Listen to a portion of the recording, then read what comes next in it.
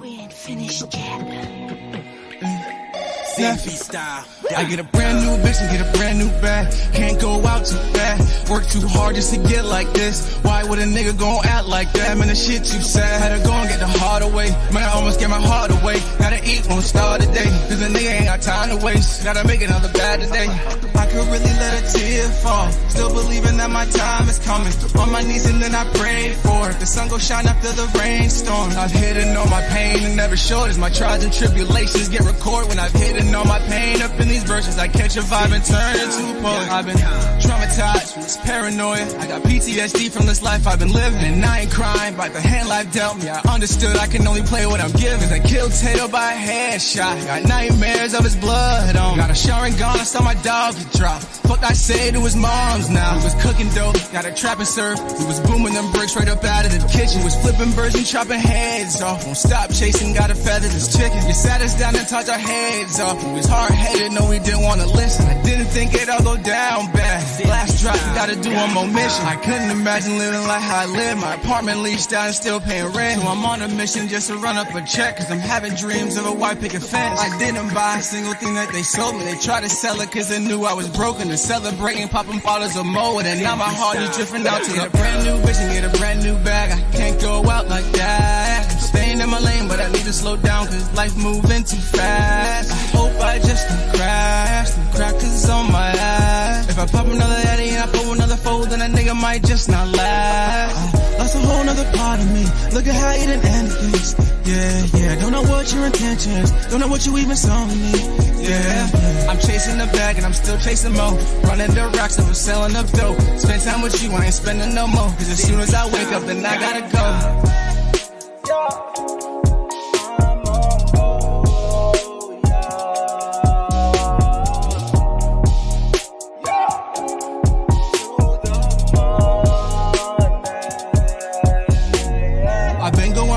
Gotta go harder, do it for all the things that I never can have. Fuck the old bitch, I was fucking who got in the way and almost made me fumble the bag. This new chick I got, she don't get in the way. Our connection like Wi-Fi with no strings attached. And I can't wait to get her home out of them clothes cause Lil' Shawty's too fine to fuck. If you keep it 100, I got you, baby. Is this gonna be forever or temporary? All this shit going on got you going crazy. Promise to be the rock of your foundation. But I need you right now and I can't wait. I just need me some head, had a long day. But to me, baby, that's just some foreplay. Cause right after you know that I'm going crazy. If you keep it 100, I got you, baby. Is this gonna be forever or temporary? All this shit going on got you going crazy. Promise to be the rock of your foundation. But I need you right now and I can't wait. I just need me some head, had a long day. But to me, baby, that's just some foreplay. Cause right after you know that I'm going crazy.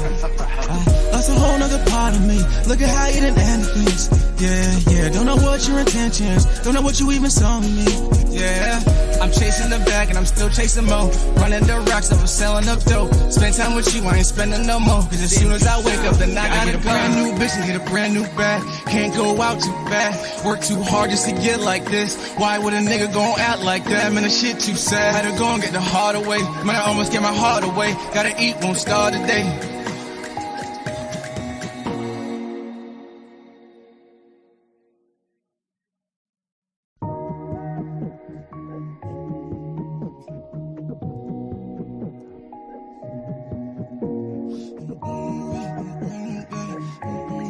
We ain't finished yet.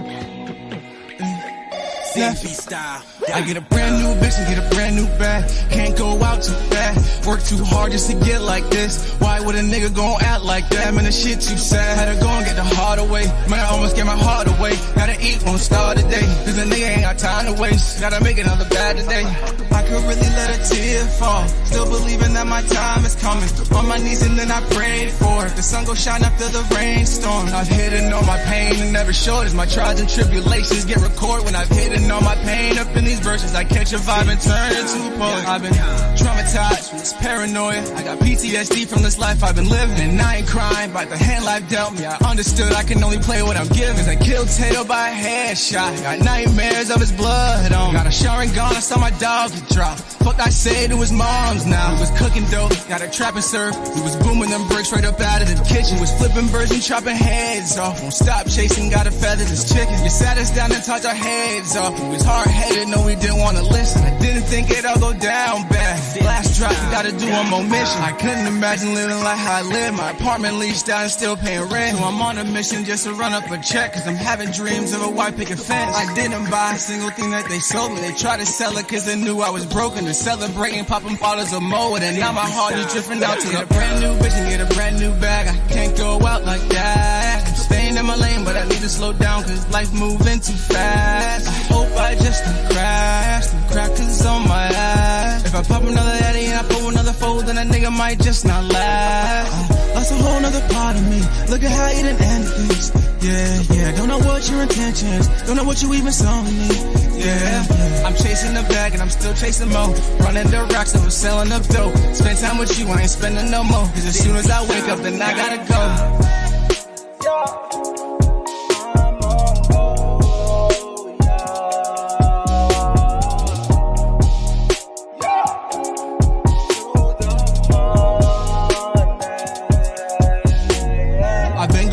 But I gotta go harder, do it for all the things that I never can have. Fuck the old bitch I was fucking who got in the way and almost made me fumble the bag. This new chick I got, she don't get in the way. Our connection like Wi-Fi with no strings attached. And I can't wait to get her home out of them clothes, cause little shorty too fine to fuck. If you keep it 100, I got you, baby. Is this gonna be forever or temporary? All this shit going on got you going crazy. Promise to be the rock of your foundation, but I need you right now and I can't wait. I just need me some hair, had a long day. But to me, baby, that's just some foreplay. Cause right after you know that I'm going crazy. If you keep it 100, I got you, baby. Is this gonna be forever or temporary? All this shit going on got you going crazy. Promise to be the rock of your foundation, but I need you right now and I can't wait. I just need me some hair, had a long day. But to me, baby, that's just some foreplay. Cause right after you know that I'm going crazy. That's a whole nother part of me. Look at how you done ended things. Yeah. Don't know what your intentions. Don't know what you even saw in me. Yeah. I'm chasing the bag and I'm still chasing more. Running the rocks, I'm selling up dope. Spend time with you, I ain't spending no more. Cause as soon as I wake up, then I gotta get a brand new bitch and get a brand new bag. Can't go out too bad. Work too hard just to get like this. Why would a nigga gon' act like that? Man, the shit too sad. Had to go and get the heart away. Man, I almost get my heart away. Gotta eat, won't start today.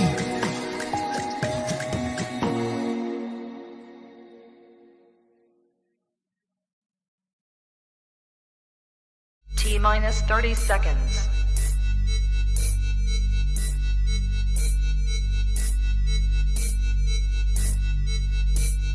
T-minus 20 seconds.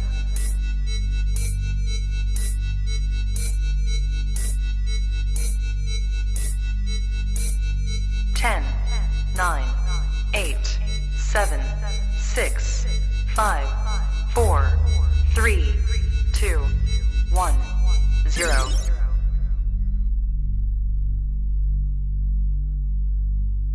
LadyChann! Fight!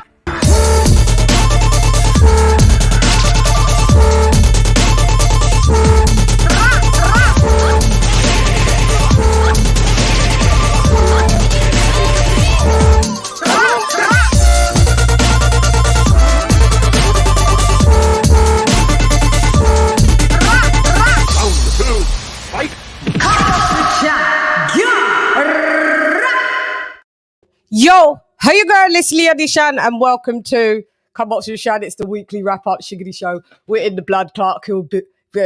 Kaboom.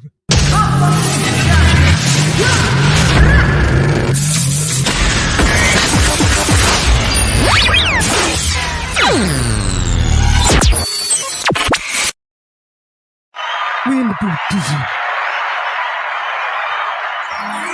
What up, yo? Hey.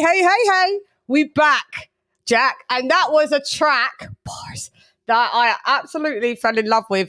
Shouts out to Team Fatty. I listened to his podcast and his show, and he always plays this new artist coming out of just from near Boston, Massachusetts area called Nephew. Shouts out, that is called Brand New Whip. And I will be, playing it because I really love it, and it will be out. I'll get more information from Nephew. Shouts out to Nephew. He's in the building.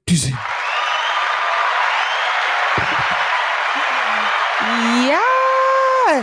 So, yeah, I just want you lot to get accustomed to hearing Zhang now. So let's do the, I feel like, let's check.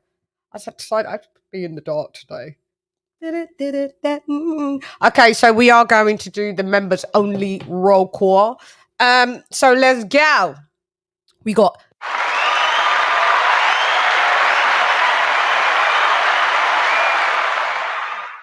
I've got low. Un momento. Check. Something's hang on, let me just reset this because I can hear that it's not connecting. One sec.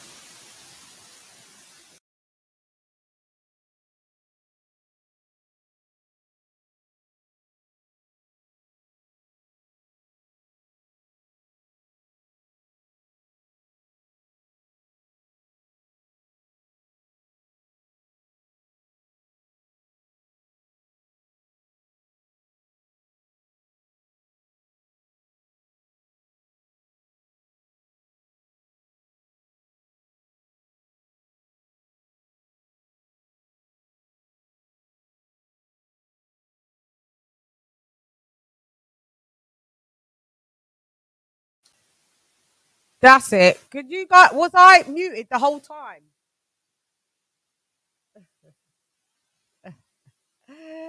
It was muted on the screen. But still, my signal was still mad low though. Check. Yeah, it's very low. Chickadee check. There, now it's bounced back up.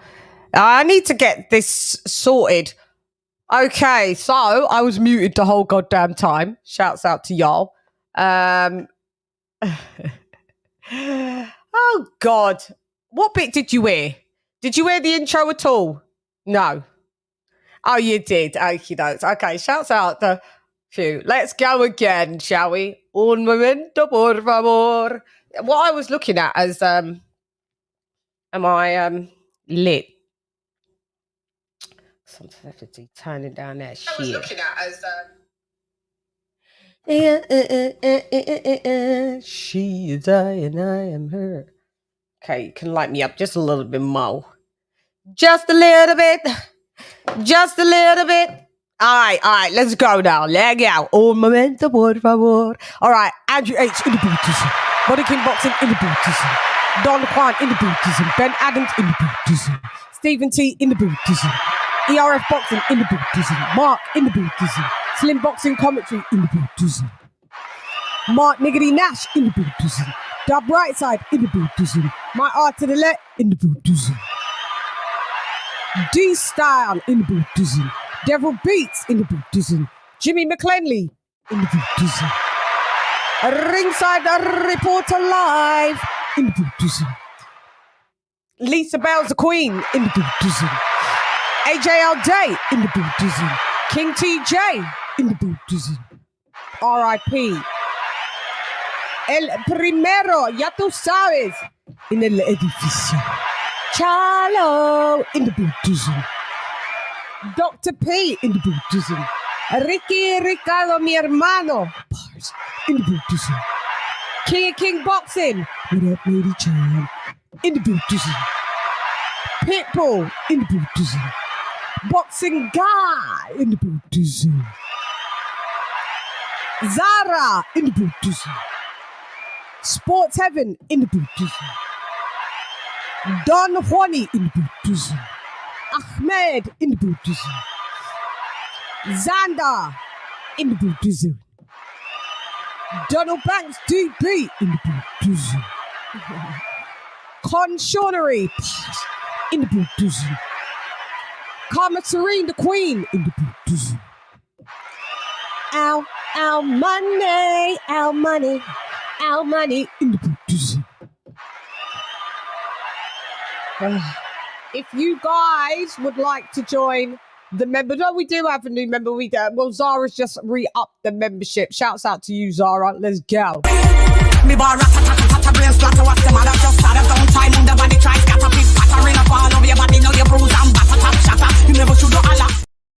Shouts out to you in the booties.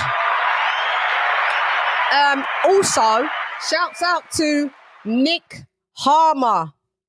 Querido, a.k.a.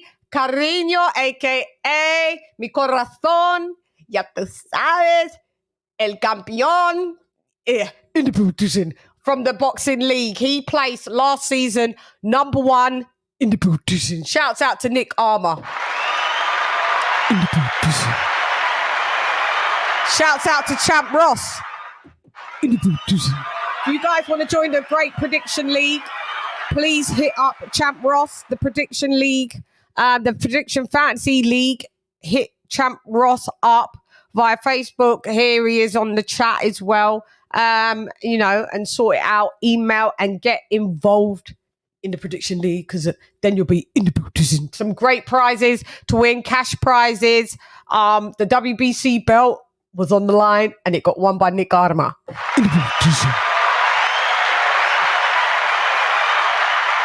Okay, so let's get introducing, introducing, introducing.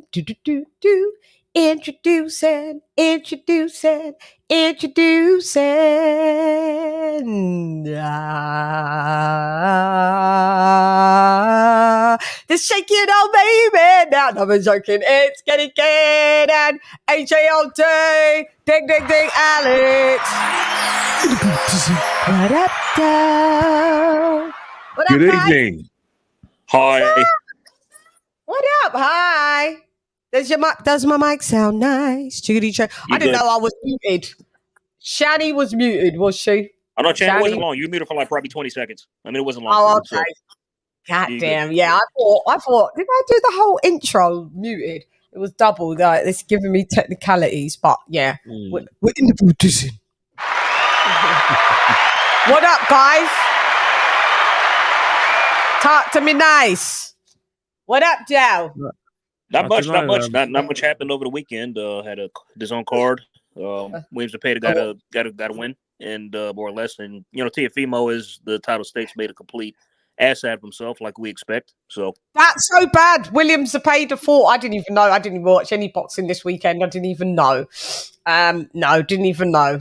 I didn't even know. I was not in the position. I don't think. I don't know what I was doing.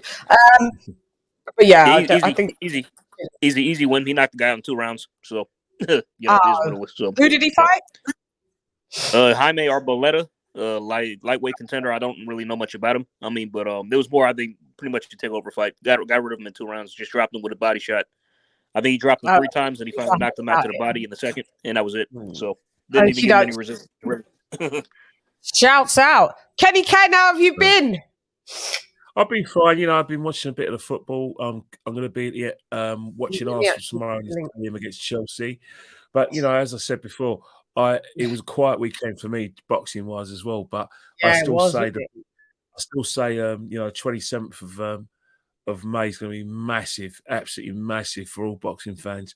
You know, I think 3 channels in the UK are showing a boxing: DAZN, Sky, BT, and they're all big fights. So if you're not doing anything on the 27th and you're in the UK, you've got a choice of 3 channels: DAZN, BT Sports, and you know, the card on those Sky as well. This weekend coming up, like I said, Joshua Buatsi is making his debut on Boxer this weekend, so everyone's interested. And obviously, the big one, DAZN fight, is Canelo versus Johnny Ryder of Islington, where I'm from. So come on, Johnny Ryder, do it. But I'm very but one thing is that I like your title. One thing I've got to say to Teofimo Lopez, because I know it's going to be a bulk of our discussion. 2020 was 3 years ago. Perhaps if you didn't lose to you know, George Kambosos Jr., maybe Top Rank and ESPN will promote you more. You know, the people that you seem to be having a problem with, they actually are winners and they have won titles. The person who you seem to have a problem with actually went to Australia twice and won his fight. So maybe that's a bit of a lesson. And what you say is complete rubbish. In fact, black fighters in the USA have suffered from under promotion because of Hispanic fighters like yourself getting the main promotions. So for you to come up with this rubbish, it's just you know, it's just annoying and it's just inaccurate. You go through, you know, like I said, you go through the ticket sales in stadiums in the United States, and I could tell you categorically now, if a Hispanic fighter is on the bill, that gets more views in terms of more buys, and in terms of stadium, more tickets get sold if a Hispanic fighter, like I said, is in the building, is on the top of the bill. The fact is, you're not a very good Hispanic fighter. You're a loser. Yeah. If you won your title and you actually box more and instead of trying to take people's heads off, who knows? Maybe you'll get the promotion you think you deserve. But where I come from, second is nowhere. Yeah, that was shouts out to you, Kenny Ken, for that, because we've got Shelton Moore in the building. What up, Shelton? In the building. Basically, we're in the building. I could not believe that this geezer had gone on to someone's show and just talked this load of trash. We've had problems with Bob Arum, but they've always been. Didn't he get the memo? They was with the Black Fighters. The Black Fighters are the ones that have all complained. Going far back as fucking Floyd Mayweather. You know, he's a dream killer. Also, Devin Haney, how we treated Haney before having to come over there. Terrence Bud Crawford, you know, even Brown guys, Mikey Garcia. Was it Mikey Garcia? Yeah, he shelved him for a couple of years because he tried to break a contract. So. Yeah, some bullshit. Just bullshit. But you know, the guy's jealous, Chan. It's jealousy. That's all it is. Yeah, it's just, he's saying that we've been fighting the top guy. No, you haven't, because Campa's not a top guy. And the other guy you just beat, Martin, he's not a top guy. You're fighting a top guy in Josh Taylor. You fought Lomachenko. But in between that, what have you done? You look like garbage in both your fights. And now you're going in here against a guy who's going to do things to you that have never been done to you before. You're going to get your feet stepped on. You're going to get hit on the clinch. You're going to get hit on the break. You're going to get hit low. You're going to get headbutted. You're going to get elbowed. I don't think you have the mental fortitude to deal with that. And he's probably going to stop you. But we shall see. We shall see. Let's get this. Personally, sorry. Let me do this first. Cash up in the boot.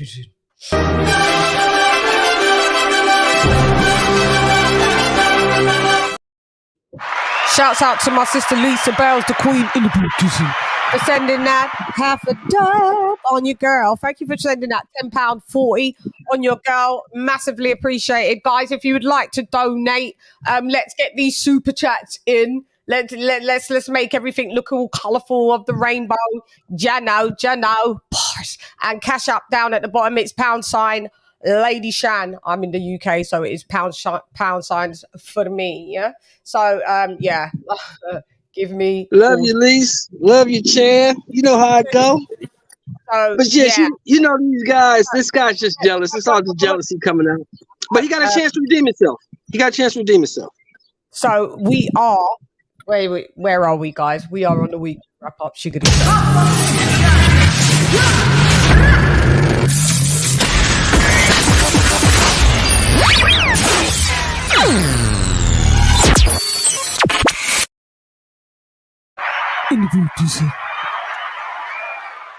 I mean, it's like, I mean, as far as Teofimo's comments go, it's like, I mean, it's not like Shelton just said, it's not like your performances have been setting the world on fire lately. I mean, you look like trash in both of your fights at 140. And, you know, it strikes a chord with me. So also now you want to blame black fighters. You think that's their fucking fault because of how bad you've been looking? Get the fuck out of here, man. I mean, it's like, I might send Josh Taylor a personal message and be like, please make an example of this fucking idiot. Nothing will satisfy me less than a brutal knockout. And I hope he knocks his ass out, too, and gives him the worst beating of his fucking career in the top rank. Could throw him and his dad out like the fucking pieces of trash they are. Josh is gonna punish you. That's how you really feel. That's the most passionate I've heard AJ speak on this topic in a hot minute. I take on it, and I'm in full agreement. Like, Josh is gonna punish him, Chan. Josh is gonna punish him. The dad's full. I don't like both. I don't like either of the cats, but for that statement, Teofimo Lopez, your ass should get beat. And I was predicting a Josh Taylor beat down anyway. To be fair, but it's Josh Taylor's looked like equal trash as well. Being at 140 since the Jack Catterall thing, he was supposed to move up, but after that unimpressive win, it was. Conspiracy theories are many, like He lost. He lost to Catterall. He lost to Catterall. Dashed away three of his belts, or he dashed away 3 of them. What do you have? He just has the WBO. That's it. That's it. That's it. The IBF. Yeah, and Super champ. Yeah, and well, I mean, it will be a good scalp for Teofimo if Teofimo gets the win on this, because I mean, you've beaten a former undisputed champion, still a current champion, WBO champ as well. But I'm just not sure where these lot. It's pretty much. It shouldn't be. Should this be a fucking 50-50 fight? Should it be? No. It feels like it is, to be honest. No. Probably 55-45 in Josh's favor, I'd say. So. No. If you got dropped twice by Sandor Martin, Josh Taylor's gonna punish you. Josh Taylor's the hard hitting geezer. He can hit, but he can punch. He's looked like trash. 140. Kenny, do you think Josh Taylor been looking? Who have you got, Kenny? What's your synopsis on Josh Taylor? Because I've never been massively high on Josh Taylor. I'm not going to lie. No. I've never. Let's not forget, Josh Taylor's got an excellent amateur career. He's won medals at world level and in the Commonwealth Games as well. And obviously, he actually came to into the limelight when he beat O'Hara Davies. O'Hara Davies. O'Hara Davies quit, didn't he? Yeah, he did. Quit. He did. He quit. Yep. And since then, Josh Taylor's got up. And obviously, let's not forget. I thought that Progress edged it, but Josh Taylor got the decision, and he's gone from strength to strength. However, one thing about Josh Taylor is that I think he's gone back. He went backwards with Ben Davison. He got absolutely beaten the hell out of by Jack Catterall, but he's changed trainers. Again. I think he's had a stellar career for me. But the thing with Teofimo Lopez, one thing that Josh Taylor is, he's chinny. He's proved that. He's chinny, and I think Teofimo Lopez will test that chin. However, Teofimo Lopez is greedy, and that's going to be his undoing. He's a very, very greedy. What I mean is his right hand. As soon as he gets someone hurt, he has to knock someone's head off. How about boxing and earning the right? Because what will happen is that when you're right hand heavy, you're too greedy. People get used to your power. They absorb it, and then what happens when that's not working? That's when you tend to lose the fight. Let's not forget what happened with Kambosos Jr. Too right hand happy, got actually countered with a right hand of his own, and then he was basically getting outclassed. He was getting beaten to the punch all the time. But it's a 50-50 fight for me because the equalizer for me is like I said, the right hand, but the skills of Josh Taylor is something that I will take in consideration. But I still got 50-50. If Lopez knocks him out, I wouldn't be surprised. But if he stops Lopez or gets a decision, I won't be surprised either. It's a must-win fight for both of them, especially like I said, Josh Taylor for his reputation, but Lopez, where is he going to go after this? Another loss? A world title level? I mean, where'd you go? If he where does if Josh Taylor loses, right, he just goes up to 147, doesn't he? If Teofimo loses, bye top break. Yeah, bye. Well, he's already said that this is his last fight on. Well, he said ESPN, but he meaning not Top Rank, right, or whatever. I don't know if he's got an out clause. Do you think Bob is just going to just F him off, really, anyway? I would if I were him. Yeah, he seems like a bit of a liability. I think he's Shel- pretty much burned his bridges at this point. Honestly, Yeah, I he's really done think he everything. has with these comments. Like I don't even waste top rank shouldn't waste no time with him. He fit right into PBC. Honestly, if he went over there, Yeah, my opinion. PVC is maybe where he needs to fucking be. Guys, if you want to join the membership, we've got also tonight, on Wednesday, we've got Steve Kim in the booth on Wednesday for the members only. If you would like to become a member, just click the link on the front of my page and you'll become a Shannaholic. Me bar rat-a-tat-a-tat-a brain splatter. What's the matter? Just start up, don't try. Move the body, try scatter. Pick pattering up all over your body. Know your bruise and batter, tap, shatter. You never should do Allah. That's right.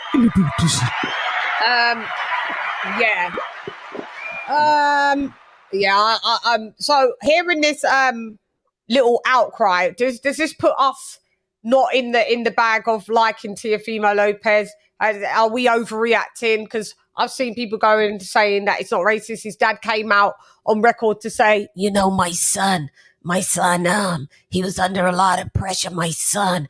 And Poppy, my son. like, just fuck off. We don't care about your son. Yeah, he said he was under pressure, he was under stress, and that's why it was what it was. Is that good enough CHANN, reason?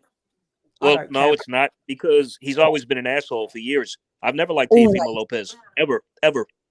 So his dad trying to play cleanup for him, that's not going to work, because when people get mad and upset, they slowly reveal who they truly are. Who they really are, innit? And that's and I already knew Teofimo was a piece of shit, and this just confirmed it. Like, really, there's no coming back from this for me. I mean, I hope Josh Taylor beats the fucking shit out of him. Yeah, beat that ass, and then after we throw, we'd be down. We'd be down. And that's saying a lot, because I really don't like Josh Taylor either. But I'm choosing the lesser two evils on this one. So Josh, do your thing, right? What did we talk about? What have we talked about for a long time, Chan? Teofimo Lopez beat one guy. He beat one guy 2-3 years ago now. Off of one win for the rest of your career. You beat one guy. We've been doing that. We said that, even just after the Loma win, about a year after, now we're 3 years after, we were saying you can't live off the one fucking win. Like Tyson Fury lives off the one win off of fucking Klitschko. There's an expiration date. We put it. We've logged it. We've logged it in our computer records. It's down, and it's down as the data. Where are you, Lieutenant? It's down. We know where it is, Tyson Fury, and we know where it is, Teofimo Lopez. Establish a security code for access to all functions previously transferred. Question. Oh shit. Enter code. Question for the panel. 476 Charlie 32 789777 Tango 732 Victor 7311788. Shouts out to Lieutenant Data. Go ahead, shouting. Question for the panel. Do we believe Joshua versus Wilder in December? Do we believe it? We're gonna have to keep. I've got to pace the show, otherwise the show will be over. So I've got to pace it. We'll get there. We'll get there in the end. We got to keep on the topic of Teofimo Lopez and his dad's trying to eat crow. Oh, he's gonna.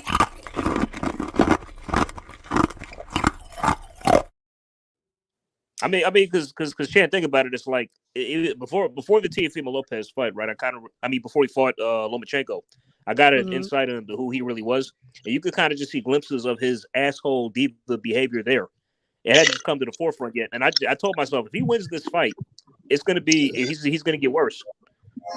Like there's and that's more or less what happened. I mean, ever since he beat Lomachenko, he's just the way he's been carrying on. His ego's been out of control. Even like after he lost to George, like I won 10 rounds. Like what, bro? You clearly lost that fight. Are you kidding me? I won 10-3. He said he won 10-3. Like 11-2. He might have been concussed. He might have been concussed. Yeah. but it's like, and then carrying on like that, and like after. But it's like, bro, I mean, so based on that, it's like, this dude is far gone. Things are just going to get worse for him, especially if he moves to 140. And now we're seeing glimpses of that, because ever since he got there, he hasn't looked good. And now he's fighting the top guy in Josh Taylor. I only wish it was Regis anyway, because Regis will literally put him in the hospital. So it's unfortunate. So, you know, but anyway, it is what it is. Yeah, because Regis would have just the KO would have been the beatdown. And you see now Teofimo's face, it does break up quite easy. It does. We know. I mean, Chen, right. did you see on Twitter? I posted it in the group chat. Josh Taylor and Regis were corresponding. Like, I hope I fight. Regis was like, I hope I fight this clown one day based on his comments. And Josh is like, don't worry, I'll decapitate him. Really? Yeah, they're going back and forth. Oh God, when's the fight again? May? Is it? June 16th. June 16th. Yeah. June 10th. June 10th. Yeah, June 10th. Yeah, next month. June 10th. Let's hope it doesn't get fucking postponed. You know, because Teofimo Lopez seems to be a lot of bad luck.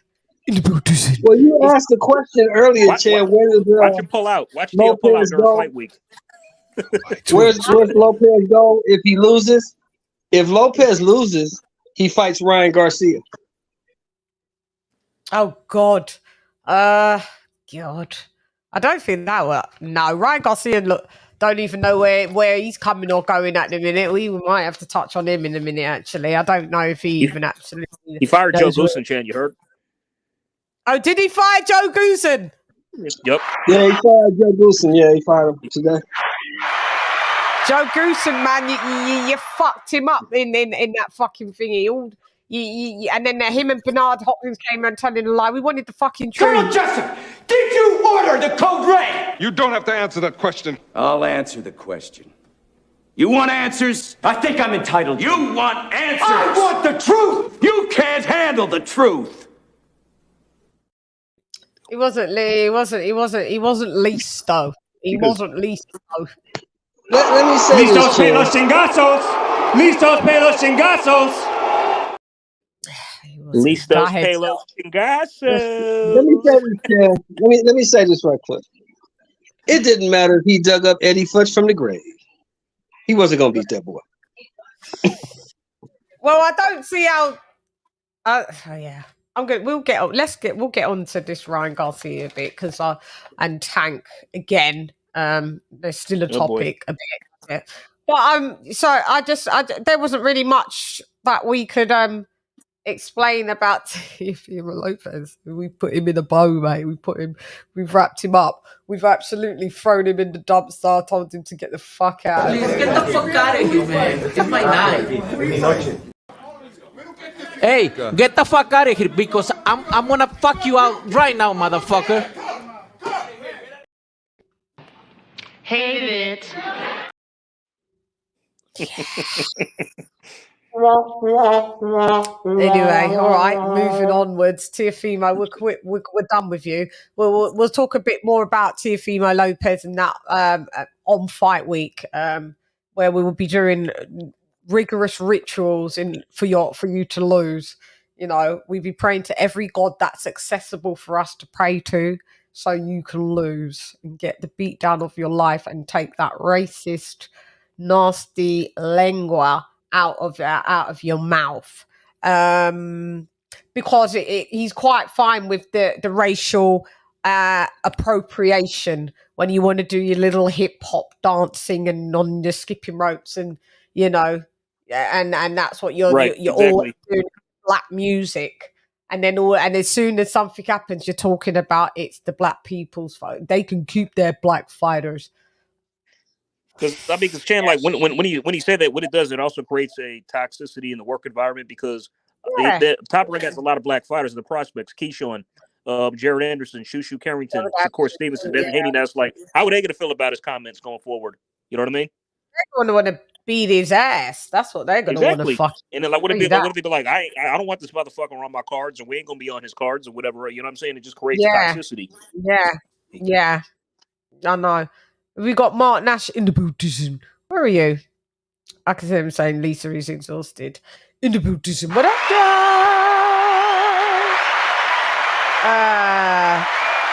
and Tio's favourite fighter is Floyd Mayweather.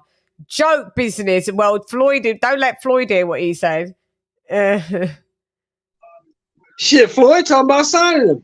Para los chingazos. Rufus Listo. Para los chingazos. Yeah, but we just you can cut it to say palos. We're not going to say paralos. Listo, paralos. Listo para los chingazos. Ya tú sabes. En el I'm just saying it how Caleb said it. No, he says it totally wrong. But are you Mexican? Because in Mexico they just the Mexicans they would just take the para and shorten it to pa. Yeah, that's what happened. Floyd talking about signing him, Chan. Huh? Floyd talking about signing his ass. Floyd might what? Sign Teofimo Lopez. I don't know. That would be no bueno. No bueno. I don't think that would be a good idea. I don't. Well, you got to see if he wins. I don't know where Teofimo Lopez is going. Like, if he loses, but let me ask you a question: when has Floyd ever cared about what we think?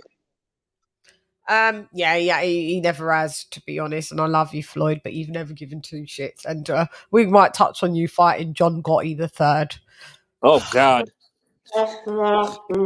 Shouts out to Q Mayardit in the building, watching you from South Africa.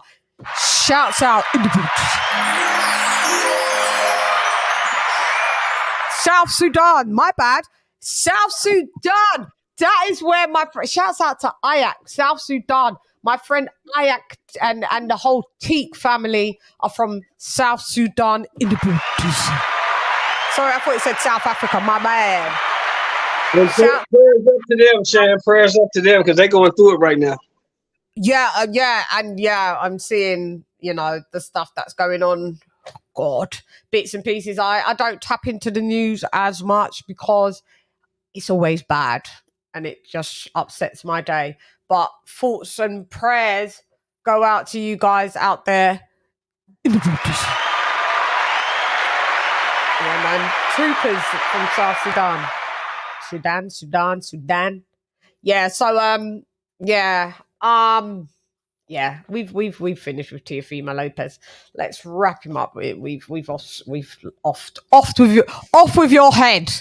Like one of them fucking. I'd be a real Brit. I'll go back to colonialism. Off with your head. Yeah, we will. Off with your head. We'll put him on the guillotine. I'm gonna start loading up some other shit on there, mate. Like really. That's the French was famous for the guillotine now. Yeah, we're gonna have to give him the guillotine like the French, mate. We'll borrow a French guillotine and fuck him off, man. Anyway, let's go, baby. Let's go. In the booth. All right. So moving along swiftly. Haplan lets his hair down. Okay, yeah. We're gonna get onto some boxing. For show, some footy. I wonder if there's supposed to be a geezer coming through that wanted to talk some footy with you, Kenny. But we'll see. We shall see. Anyway, let's go. Right, moving along swiftly. We are going to talk about what Shelton wanted to talk about, what is on the docket on the weekly wrap-up Shiggity Show.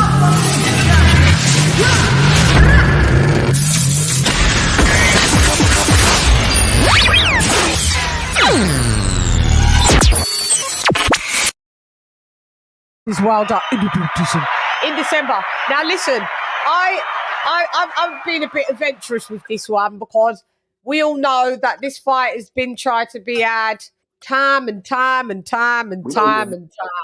And I was a bit dubious about even putting it in the title, but I thought it was something that I did a report. I said, I don't want to talk about it till they're in the ring. But the only reason why is because we saw Anthony Joshua come out on record. Let's have a look, shall we? Let's have a little look. Let's have a look what AJ. Why is she the shorts? You got some mad shorts on there, you know that? The shorts thing on YouTube. YouTube shorts is a load of bollocks, right? Do you know you could get 15,000 like plays, right? Like on your shorts, right? They pay you about £1. They pay you about £1. They pay you about $1, mate. They pay you about $1. They're tragic. You may get some subscribers from it, but I mean, YouTube Short subscribers ain't the best types. They usually don't tend to stay. They're rare for a good time, not a long time. That's hence why they're watching the motherfucking shorts. You know. Let me with this AJLJ. I know. Shouts out to Anthony Joshua in my old hood in Church Road, Northwest 10. In the oh my God! He posted a picture of being hanging out with the man them. The man them that's under them that I grew up. I'm like, oh my God, yeah, it was quite like, why weren't I there? Never there when he's there. That was quite interesting to see Anthony Joshua hanging out with nines. Shouts out to you, Courts Nines. Hanging out with Anthony Joshua in the hood, in the projects. We call it the estate. Let me just share this so you can just have a little look. Just have a little look what Anthony Joshua is saying. This is what he seems to be saying. Un momento. Come on, champ. Living the blame, man. Living life. Hey, boy, you're gonna be wild, though. That's what's happening. You know what's going on. December, yeah. It's public news, but we're getting it down. We're throwing it down in December. You better get that W. God willing. Yeah. And same.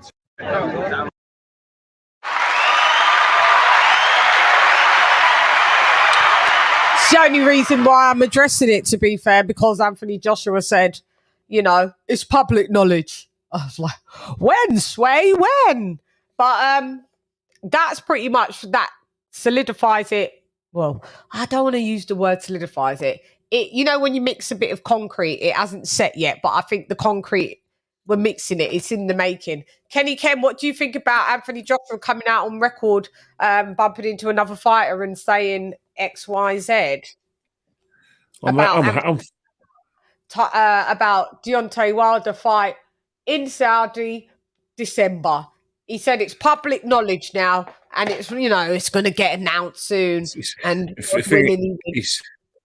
It's been one of the biggest noises ever. I think what's happening, Simon Jordan's, leaked it, and you've got, like I said, sporting icons can't stop talking about it.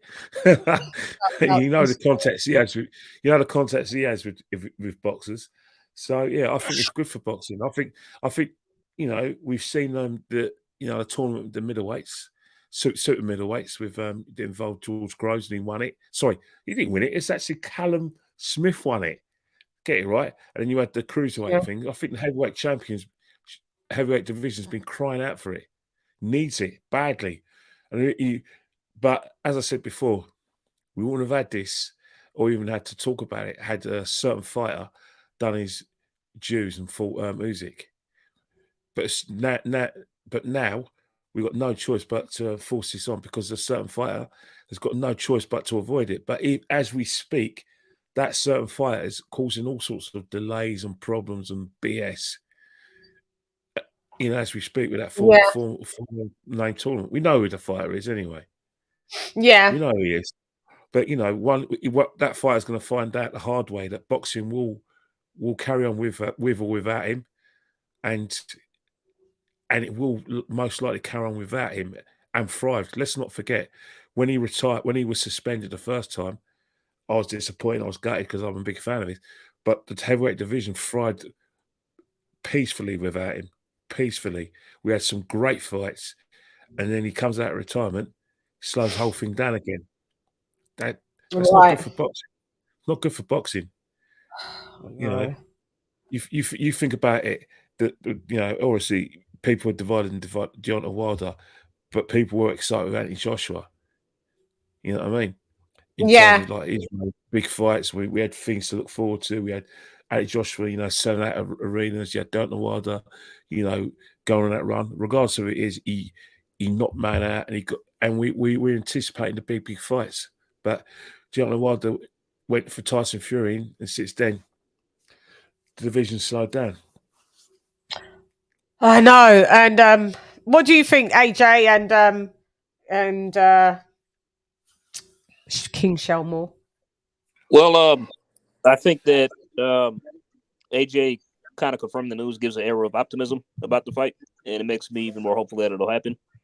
But then I'm still skeptical because, like, you know, it's Deontay Wilder we're dealing with here, you know, and he's pretty much afforded the fight for years. So, Chan, I'm kind of still in the same boat where you are, like, you know, I believe it when they're both in the ring. But AJ actually, you know, talking about it and, you know, just, you know, based on that video clip, that just gives me give me some hope. So, Yeah. hopefully we can get Guys, done. give me a minute. You guys just chop it up. Just give me a minute. Talk about the topic. I've got to just sort something out real quick. Sorry, I got to do it off cam.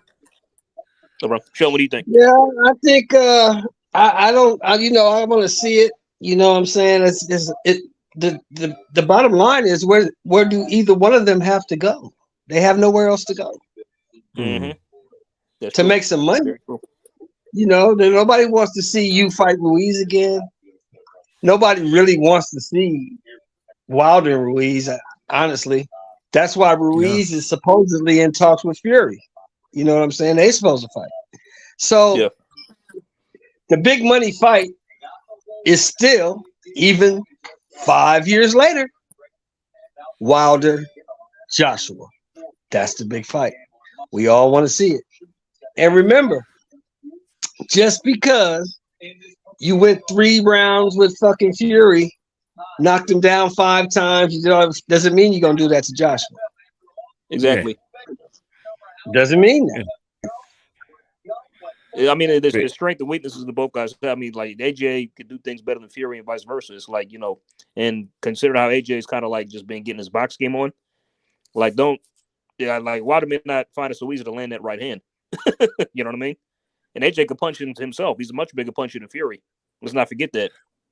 Oh, definitely. Not much, definitely with the sort of thing with AJ, the exciting thing about it is that one of the things we've missed out on with AJ in the last few years is, although we've seen glimpses of it, especially when he fought Pulev, is his combinations. When AJ gets his combinations off, he's a devastating puncher, especially those uppercuts. Absolutely devastating. And plus, he's got a good straight right hand. But, you know, he's just not able to be able to, you know, get a sustained attack. You know, we were crying out for it in the first fight with Usyk, and even the rematch. There are times when, you know, he actually did something different, went to Usyk's body, but tried to go for this combination. But Usyk, his footwork, you know, defense was just so good that, you know, it was quite frustrating for AJ. But, you know, AJ's got a lot of skills. But then again, you know, one thing about it is whatever you think about Wilder, the reason why everyone's talking about, you know, like the fight making a lot of money is that equalizer. You can't, you know, like I said, you know, take away from that right hand. You can talk about, you know, things like he's got no fundamentals, he's blah blah. But the fact is that right hand is devastating. It's devastating. And, you know, you can't get away from that. A lot of people you find Tyson Fury notoriously hard to hit. For all his lack of fundamentals, he found a way. Even in the second fight, he caught him. But, you know, Tyson Fury absorbed it and managed to still sit on top of him. And the third fight, Deontay Wilder's biggest problem was his gas tank. I'm not saying he would have beaten Fury, but I would have thought that, you know, his gas tank was a lot better. He'll be able to, defend himself and still be able to carry that power. After the 7th round, he had nothing left. He was gassed after 2, Kenny. He was gassed really after the second round. He was really especially in the third fight, he was gassed. Like after the second round, he was done more or less. So, so you got to give him credit for the heart. I mean, Wilder got tons of heart because he fought 9 rounds on nothing. He had no gas left, and he still fought that man.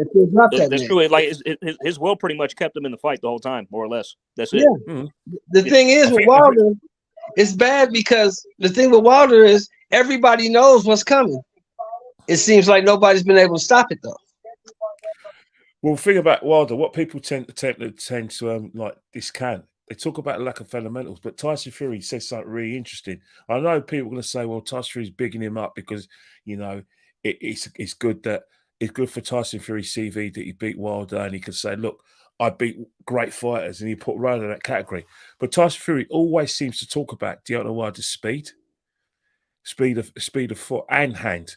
Now, that's probably why he was able to get those punches off against Tyson Fury, and that's the thing. Everyone talks about his power and lack of fundamentals, but you have to have some sort of speed of foot and speed of hand, and some semblance of accuracy to get those punches off, because he's catching these fighters clean. He caught Fury pretty clean. You know what I mean? The only time he didn't catch Fury clean was that 9th round when he caught him with the equilibrium punch. But the right hand in the 12th round is pretty clean.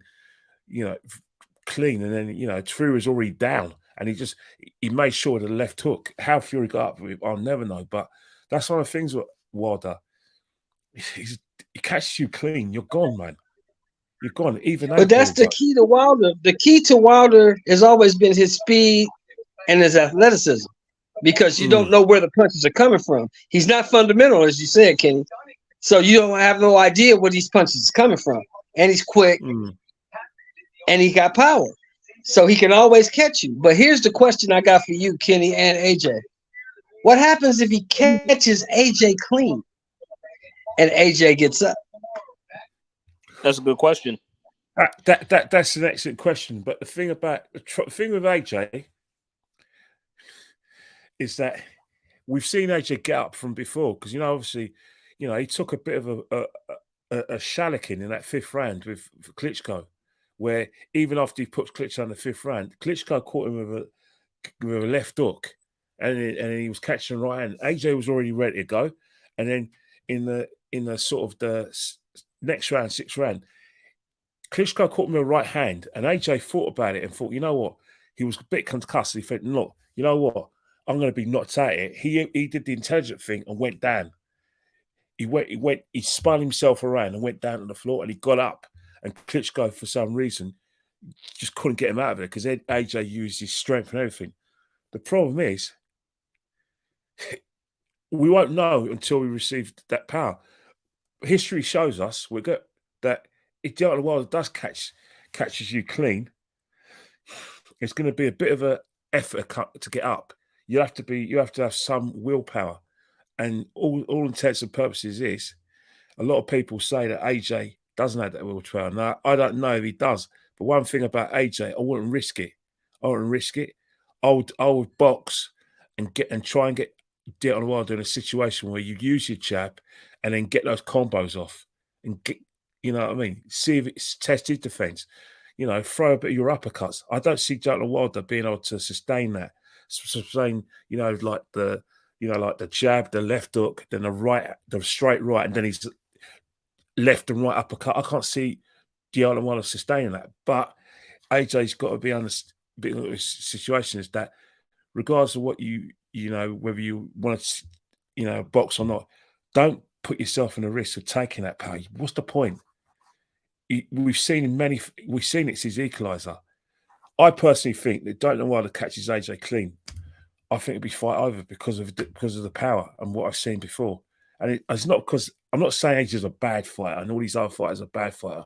Yeah, it's heavyweight boxing. It's heavyweight boxing. It's simple. If AJ catches Deontay Wilder clean with that uppercut, Deontay Wilder's that cold. But with the power he can get from that 15-stone frame at speed, I don't see anyone getting up from that, even AJ. Cook, AJ, Cook. Go ahead, Cook, AJ. Let me just say something. We've had a troll just hiding people. He had a fucking I've caught him. Look, Bang Mateo, fuck off, you total loser. Sorry for people that have just been hidden and blocked, timed out. It's a troll, and I think I've got rid of him. I've found him, and I've got rid of him. I don't know how we even had.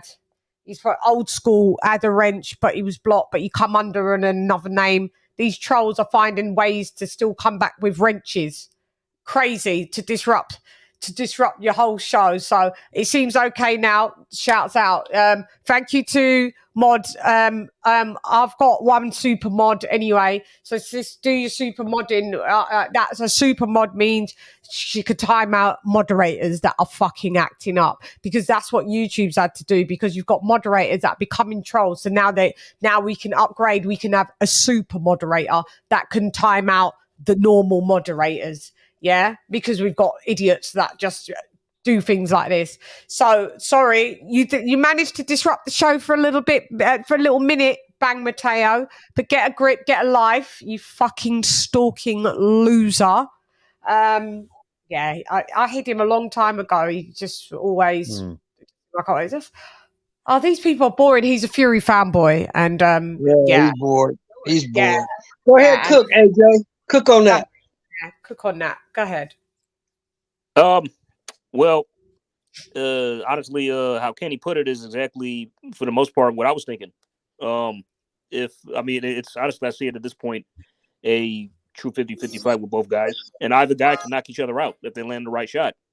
I mean, I probably would give a slight edge to AJ because of his boxing ability, but I mean, I know I've given Wilder a lot of shit in the past, but he's got a knack for landing that right hand when he needs to. He does.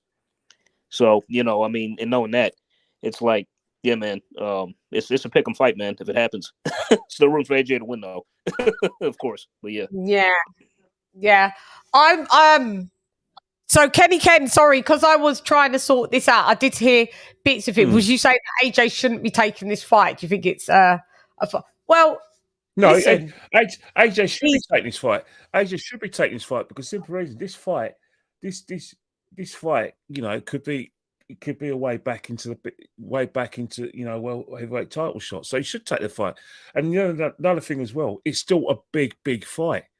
Right. You're talking about a guy. You're talking about two guys who are two ex-world champions, but they reigned for a good few years, and they've in AJ fought all comers. DL Wilder, knocked his man's out. So if I was a promoter, I'm selling this fight all day long. They should be fighting each other. At the end of the day, both of them are ex-world champions. So it's not a case of how you can't have what I call you can't have hand-picked opponents. You fight whatever's on the table in order to get you back into that big time and get you back into world title contention. Both of them need each other. Deontay Wilder needs AJ. AJ needs Deontay Wilder. May the best man win. But all I'm saying is that as much as you discount Wilder's boxing skills, he has got speed. He's got the right hand. He's got the equalizer. Yeah. AJ himself has got, for me, he's got good box. He's got the combination with power. Very good combinations. But the fact is that if I was AJ, I will box. He doesn't owe us anything. And then see if we can, for straight away and get into a situation where we can get Wilder, on the ropes and get those combinations off. It's not going to be easy because, speed of hand of foot is what I've has. Could AJ just adopt what Fury did to Wilder? I mean, bullied him with his sheer size. I mean, Wilder is technically an inch taller than AJ, but Wilder coming in at 209, 213. Don't allow him to box at mid-range and push him on the back foot and collapse the pocket. Therefore, he can't. Remember, Fury didn't do that in the first fight. I mean, we've seen the blueprint now, so obviously it's a blueprint that works for Fury. It doesn't mean it's going to work for AJ. I will still box, and earn the right, because if you sit on AJ, you sit on Fury. AJ can box. CHANN, I got an answer you might like. Based on your question. Okay, so we all know that now that pressure is pretty much Wilder's kryptonite. A pressure fighter. You apply pressure on him. He's pretty much got nothing else. Yeah, he's got no back foot game. So AJ could do that. I mean, technically, he's not a pressure fighter. He's more of a boxer puncher. No, he's a so what he could do, and that too as well. Also a counter puncher. I mean, but what he could do is he could apply pressure maybe in spurts, because he did it to Usyk in the 9th round and really had him hurt badly in the rematch. like when he just poured it all over him and was really putting it on him. That's the most success he ever had, like against him in both their fights. So if he does that to Wilder, he could just do that in short spurts, maybe not through the whole fight, but just in short spurts to maybe just kind of confuse him or really just take it to him, especially if he has him hurt. So that's just my strategy. In addition to boxing him from long range and mid range. It's AJ. It's AJ. I think if AJ can do that with thing, but he's only gonna. If you look at why Fury did it, if you think about a 12th round, everyone talks about Fury getting up like he was Lazarus. But what people don't forget, Fury actually nearly knocked out Wilder in that 12th round, where he had Wilder wobbled. And I think Fury said when he knew they were in a rematch, Fury worked off those last minute of that 12th round where he's always said, I had him, but I was tired. And then his game plan going into the second fight, which became the 13th round, was to go and sit on him. So for AJ to do that, obviously he has to have a situation where he's got Wilder wobbled, and then he's going to be able to have the confidence to get him there. So you can wobble him with a jab and a left hook, get him wobbled, then go and sit on him. But to go and sit him like that, it's a great plan, but it's risky. For me, it's risky. Yeah. Still fighting to this day. Yeah. Boxing height. Well, I think after seeing the third fight with Go ahead, shout. I went million. Take him deep. You muted. Take him deep and then drown him. Say it again. That's what he should do. You was muted. He should take Wilder deep. Try to take Wilder to the deep rounds and then drown him. Because we know Wilder has gas tank issues. I know it's me. It's when I played that. So sorry. Go. Yeah. So it cuts into you a bit. Sorry. Go ahead. Yeah. Take him to deep waters. Take Wilder deep and then drown him. Because we know Wilder has gas tank issues. AJ has had gas tank issues as well. But to me, from what I've seen in the 2 Usyk fights and the 3 Wilder fights with Fury, AJ has a better gas tank than Wilder. I agree. I agree with that. It's declined for some reason, hasn't it? I've noticed that it has. AJ's gas tank was pretty good in the Franklin fight too, as well. Yeah. The Franklin fight was good. Yeah, it's been since Usyk 2. It was decent. Usyk 1. I mean, he was tired, but I mean, it was noticeably better. Usyk 2. He did gas out, the 9th round, but he still survived the whole of the fight. But I mean, definitely Jermaine Frank. So I think we've seen like that's one thing that I think we can give him credit. We've seen a process over the last 3 fights that AJ's had of the gas tank getting a little better. Yeah, I would say. Yeah. He's paced himself very well. He's paced himself well. Yeah. But what I need him to do is bet on himself and rely on that, because I think that's why we didn't get the Franklin knockout, because he wasn't sure about his gas tank. So he didn't want to go all out, like how he went all out with Usyk and then had nothing to give. So I think that's what's making him tentative, because he don't know if he can really rely. But as Kenny said, that plan is risky, because if we don't know nothing else about Wilder finds a way to get that right hand off. You got to watch for that right, because if he catches you, you're probably going to go. Yeah. Still fighting to this day. To this day. To this day. You just sit here, you don't know what I'm. Because Chan, it's funny because I've watched the 3rd Fury Wilder fight quite a bit now, and when Wilder got dropped in the 3rd round, one of the commentators was saying, "Be careful with Wilder. You cannot count him out." Then out of nowhere, bam, nailed Fury, and down he goes with the right. As they were saying that on the commentary, innit? Yep. And that then was literally get 2 seconds later, Wilder landed the right hand and down Fury went. Yeah, that was in the first fight, right? Or the 3rd fight, the third fight. Yeah. And then that fight, and they were just knocking each other over. That was quite crazy, actually, knocking each other over. Well, actually, in the 3rd fight, Fury started off boxing, and smothering him and bullying him. But once he got hit, a fight broke out. Mm-hmm. What, the first fight you talk about, or the 3rd fight? No, the third. The third fight. Yeah, once Fury got dropped twice in the 4th round, then it was just a fight. The fight broke out. What up, Joe? Yeah, I just think, yeah, well, I, in my opinion, before I go to Ivo, my Ukrainian brother, in my opinion, Fury's done the blueprint, and I think that Wilder should be fought how Fury has fought him the second time. In my opinion, AJ's got the capabilities to do it. Because listen to me, I've already said this on the last show that we had with Blood Boxing. Shouts out to Blood. I'm going to be putting out some bits and pieces of that because we had a really good live, a 7-hour live. So I'll be chopping that up and putting some more of that out.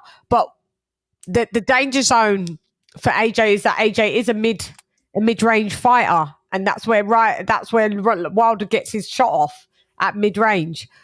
So you're gonna have to not fall it. You can't fight Wilder at mid-range. You can't do no. You can outbox him, but when you stick, you gotta move. If that's what you're gonna do, don't stick and then think you can be at mid because he's gonna launch. So you either stick, move straight out of range. You stick, you apply pressure, you back him up. Those are the only tactics.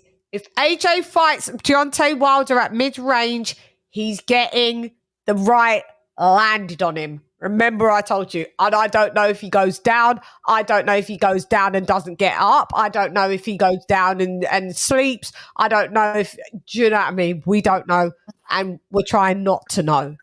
It's called the art of hitting and not getting hit. So I don't think he should box like what Kenny's saying that he should do the boxing. Nah, mid-range he's getting clocked, and he blinks, Wilder will clock him. You got to take Wilder way out of his comfort zone, way, and it's easy to take Wilder out of his comfort zone because we've seen how to do it. We've seen it. Like I don't know. If for me, just say I used to do karate, and if you was going to do a tournament, but you watched a specific fighter that never kind of blocked a certain, like he didn't ever block well with the right roundhouse kick coming in, right? You knew that was that way to beat that fighter to score, because that fighter didn't seem to be able to get his fucking so you go in the right, he's gonna have his left hand up, or you're coming with the right, he's coming in with if you're gonna do a right roundhouse kick, you're coming to the left side of his head. So if that fighter that you ever saw at tournament that didn't seem to be able to block or swoop, and he always got hit with the roundhouse kick, you knew how to beat him, you knew how to get the scores. So you're supposed to go in that fight mad confident. You can't go like, if you go into that fight with un poquito, a little lack of confidence, you're fucked. Because Wilder will You've already lost. That. Yep. Don't come into no fight if you ain't got the confidence to win. We know how the blueprint is. You know what you've got to do. We don't want to see how you boxed Usyk. We want to see a combo. This is where we're going to have to see, because I know he possesses it, because we've seen all these styles of fights with AJ. We've seen them all. We've seen him outbox Andy Ruiz and pitch a 12-round shutout. We've seen him come in and be the pressure fighter and drop people, and even Andrew Ruiz, and then hence him being dropped. But we've seen him drop people. We've seen AJ kind of lean back and be the counter puncher. You hit, then I'm going to hit you. We know AJ's got great combos, left hook, right hook, uppercuts, the same kind of Lennox Lewis-esque vibe. We know he's a great finisher.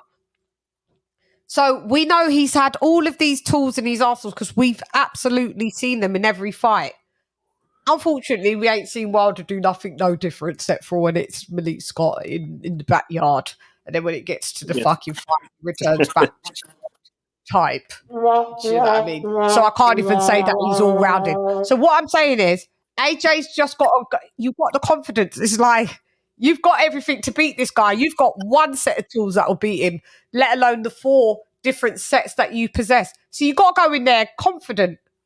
That's all, and that's just my take. Don't fight no Wilder at mid-range. You're going to have to mix it up. You be the pressure fighter. If you want to be the counter puncher, I think because CHANN, like, let's just say that the fight happened right when and Joshua just came charging at Wilder like a bat out of hell in the first round and just sticking on him. Yeah. That'll spook Wilder. I think he won't be expecting that. Then that'll kind of really shake his confidence. He's like, oh shit, this dude ain't playing. Like, yeah. Yeah, you've got to rattle him like that. Like, wow, he ain't come to play. Guys, I'll be reading out any super chatted comments. By the way, any other comments, they won't be getting read out. Yeah, that's what we're. My man from the Ukraine, go ahead and cook on this topic. Ivo. Hey, how y'all been? It's been a minute. What up, Ivo? What's up, man? Ivo. Yeah, well, it hasn't been a minute. You was there last week, then you dropped off, and life's been life. Like you said. Hey, a lot happens in a week. Trust me, I feel like I've gone through hell and back. With that being said, you always make it that your life sounds so disastrous. It's not. No, Ivo. it's just really the not. hours. It's the hours I work that suck. Because I start working at 5 a.m. and I finish up at around 6. So it just sucks. Awful hours. That's why. But besides the point, like, I'm not the biggest Wilder fan. I've established that, but like, I'm gonna keep it a buck. I could see Wilder knocking AJ down. I could see him knocking AJ out. But in the same breath, there are so many like factors that kind of favor AJ that I have to kind of go with him. Because look, Deontay Wilder is 37 going on 38 years old. And before people say, I know, power's the last thing to go, but remember, feet are the first to go. Wilder fought Fury back in 2021, right? His only fight in that time frame was Helenius back in October of 2022. That is one fight in the span of 2 years. And if he fights Joshua in December, that'll be about another year layoff. So that's just one factor I want y'all to keep in mind. Still, you cannot be as like precise if you only fight once a year or once every 2 years. Yeah. So with that being said, AJ's problem is right now he's in between styles. He doesn't know what he wants to do. He doesn't know if he wants to be a boxer puncher, a counter puncher. He really doesn't know. He really doesn't know. And that's kind of like, that's why I would feel better if he gets one more fight in before December. If he gets July. If he gets one more fight in, really get into like that style, like know what you want to be. Because like that's AJ's problem. And like, he is a thinker. Like, he likes to overthink things. And my issue is, like, for example, one style did not work against Ruiz. He changed it up in the second fight. Cool, you made the adjustment. That style didn't work against Usyk. You slightly made an adjustment, but it still didn't work. Yeah, but you made one. Every fight, instead of, like, trying to, like, work on what you have, you just, like, the moment you get flustered or lose, you try, like, you go 180 and switch it up. That's my problem with AJ right now. And I still think AJ, like, the blueprints to beat Wilder are there. Like, you have to pressure that boy on his back foot. Once he's on his back foot, Bambi. That's it. Back foot Bambi. That's Wilder's nickname for me, okay? But is AJ going to do that? Or is he going to box? That's my biggest issue. I just don't know what AJ I'm going to be seeing in the ring. So, like, that's why it's really hard for me to, like, if this is AJ pre-Ruiz, I confidently believe that AJ would win. I like wholeheartedly do, because he had confidence in himself. Yeah, me too. That AJ would have just mopped him up. If this is the AJ that put Klitschko on his ass, that AJ wins. But I don't know about this AJ. But there are factors, as I said, age, legs, inactivity. So I will give AJ the win, but I could very much see Wilder winning. Like, I could see an 8th-round KO by Wilder. But the question is, will AJ stay down? Because I've seen AJ quit too. Well, the thing is this: everyone knows, if you know anything about boxing, that if you put a power puncher on his back foot, it takes the power away. You close the distance. You don't stay away from a power puncher. You close the distance to take his power away. Yeah. I just don't know if AJ is going to put Wilder on his back foot, or does he want to go in there with a technical cerebral boxing? Ivo. And if he wants to go in with that technical cerebral shit, your technical cerebral lights will be they'll be leaving the building. You don't get paid by the round. You don't get paid by the hour. If you can knock him out, go in there and knock him out. Like, don't play games. Don't go cerebral. If you know how to beat him, is to pressure him. Yeah.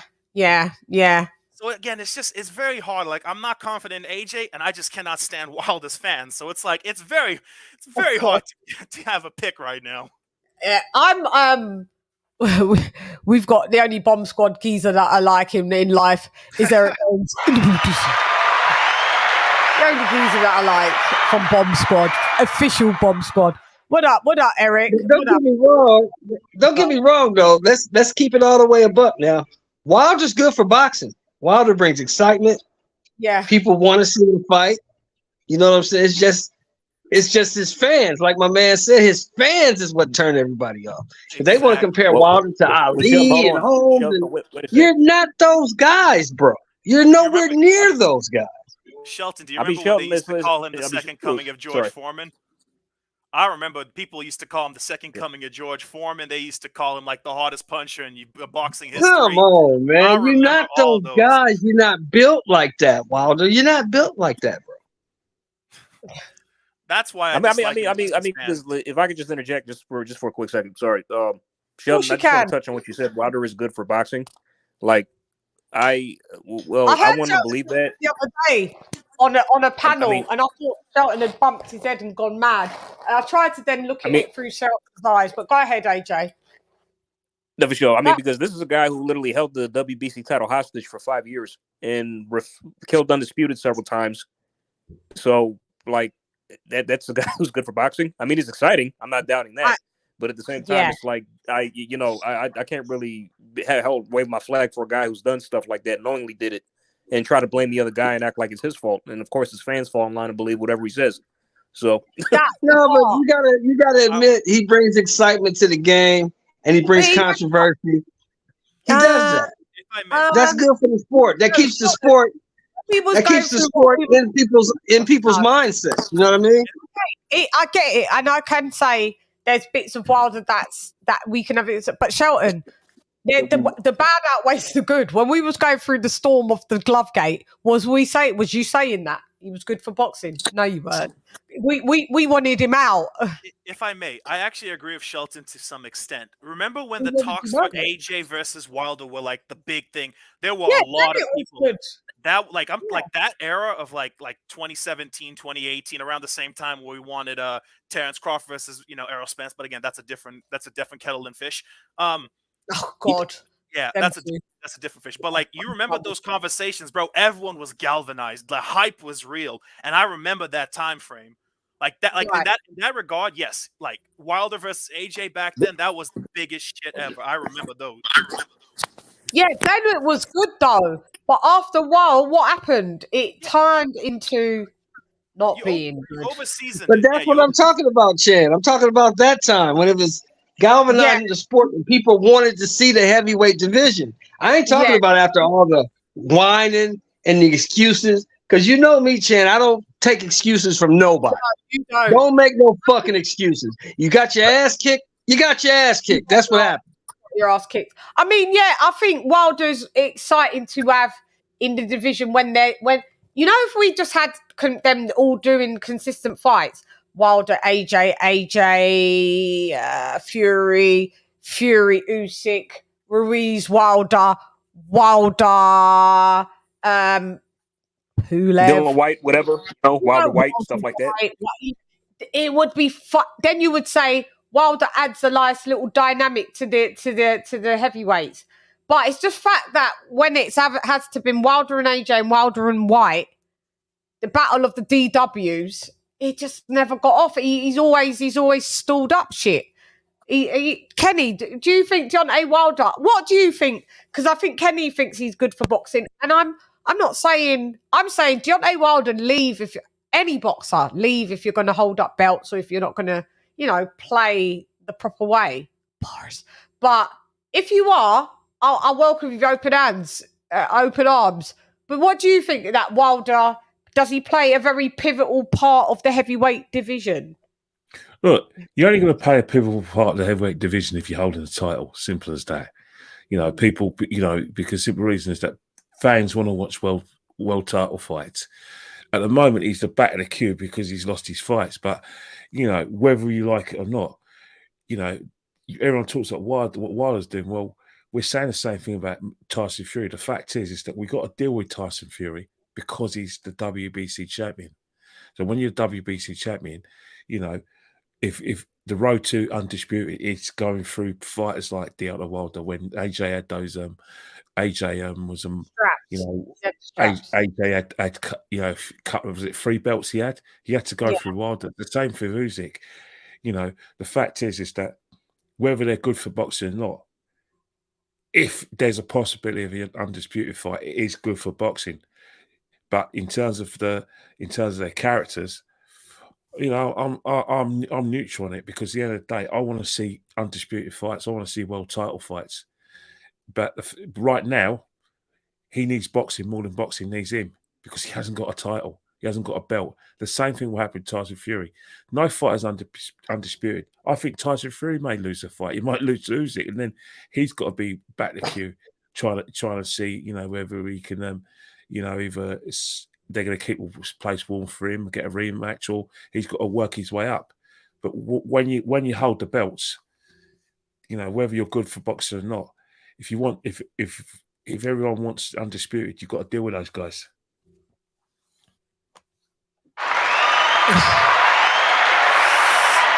Yeah. Go on, tap back in AJ all day. Where AJ all day? Shout out to Lisa. Shouts out to Lisa. Does AJ, like you said, he beats him not fighting on that mid range? AJ, not fighting that mid range. I'm talking to you, AJ. Okay, cool, got it. No. Okay, so I think just with I'll just call him Joshua to avoid any confusion. Yeah. I'm just getting confused myself. But yeah, I think just the strategy he needs to employ if he's going to box Wilder. Yeah, don't do that long range to mid range stuff. That's only going to work for so long. You could probably get away with that for a few rounds, but not for the whole fight. So what you need to do is like the box, but also apply just educated pressure when necessary. Keep him back. Just stick close to him. Also go to his body. I haven't seen a lot of Wilder opponents go to his body much. Well, Tyson knocked him down in the third round, didn't he? Yeah, with Tyson Fury, the exception. Yeah, I think in the second fight he dropped him with a body shot. Yeah, in the second fight, but just with the exception of Tyson Fury. But AJ, do the same thing and just apply educated pressure. That's just what you need to do. Also, and then also just don't go for the gusto right away. Just be careful because you could get clocked. But you know, you smother Wilder, you stay close to him. He pretty much won't. That'll take away his right hand, in my opinion. And also, one last thing I wanted. Oh, sorry. Go ahead. Go ahead. You go ahead with because it's still on the topic, right? Yeah. I mean, just as far as like, I just remembered something like as far as Wilder being good for the sport of boxing, it's like Eddie. Remember Dylan White exposed him by saying how he frees you out to you. Thank you. Like what type of champion does something like that? Really, that's not what boxing fans want to see or hear. We want to see you fight this guy. I know that was really disappointing to see that. I knew he might had the text up, and it was like, oh god, it's embarrassing. It was either a text or a DM on Instagram. One of the other. Yeah, it was a DM. It was a DM. Yeah, Dylan White. It was a DM. Yeah, he exposed him, and he said, "Yeah, I ain't got to do nothing for 2." I'm like, wow. AJ, let me just add one point that I want to add as a caveat. I agree. You should press him, but don't like. I feel like someone in chat mentioned this, and I want to make clarification. Don't do what Helenius did. Jab your way in there. Don't just fucking walk straight into a punch. That's stupid. Yes, of course. Yes, exactly. Just like because people like to make. Oh yeah, well, Helenius did that. Look what happened. Yeah, but Helenius didn't even try to jab his way, and he just walked straight forward. Yeah, boxing has left the Bill Dissing as I'm sorry, but we can't even count that bullshit. But that was the Helenius fight. That motherfucker laid down. He got an envelope. I don't care what nobody said. That motherfucker got an envelope upstairs. He laid the fuck down. I don't count that shit. Yeah, it was just a statement made in chat as like, oh, didn't Helenius tried like to go forward and get KO'd with Wilder going backward? No, that's not what happened. That was not smart pressure. That was called stupidity. But what I do want to talk about... No. Clean it up, Chan. Just tell the truth. That was called a fucking dive. That's what that was. Helenius took a fucking dive. It felt like it was one, and then everyone was like, but look how he was when he was knocked out. Yeah, but he set himself up to just get fucked. He knew with Wilder that they'd been sparring the whole fucking weeks and weeks. He knew this was true. But he just wasn't aware of how hard Wilder would hit him. But he knew he was going to get hit by Wilder. That shit was staged. It was a dive. That was not hard enough punch to knock that man out like that. Hold up. I got to admit, when I first saw it, I thought the exact same thing until I saw another angle that saw that the punch didn't land. I mean, because at first I'm like, what the hell? I'm like, what the hell? Did Wilder even hit him? It was a short right. It was. Yeah. It was quick. It was like a gun, like a trip. Bam. Hey, like I don't know. Like, you my guy. And I got love for you. You're my guy, and I got love for you. Nobody on this planet can convince me that wasn't a fucking dive. That motherfucker didn't You're get hit entitled to on the opinion, Shelton. It's all good. You're entitled to the opinion, bro. It's goddamn all dive. good. If I was you, Shelton, the hill I would die on is that the Malik Scott fight was a dive, because I'm still Oh, saying now that was a dive. That was a dive. Oh, we know that was a dive. He didn't even get punched. To this day. Look, To this you day. know, Wilder punches so hard that he has You an just area sit of here, you protection. don't know what I'm. Wilder clearly punches so hard, just like being in the vicinity Why of do his you neck. not talk through my memes? I apologize. No other show does it, except for y'all. I've Everybody been else quiet. is some of the memes they just mute use automatically. Shelton is the king of it, and Ivo actually. You lot are the king of talking through the memes. It's all right. It doesn't automatically mute mine. I don't know why it Yeah, doesn't but do don't it that. come up on the screen? Can't you see they're playing it? Like, No, I was saying, Chan, that we watched it on your channel. The punch never even connected. Fucking Malik Scott took a dive. He fell down. God, that was fucked up. But what I do want to talk about, and being fair, is how Deontay Wilder can beat AJ. The keys to victory.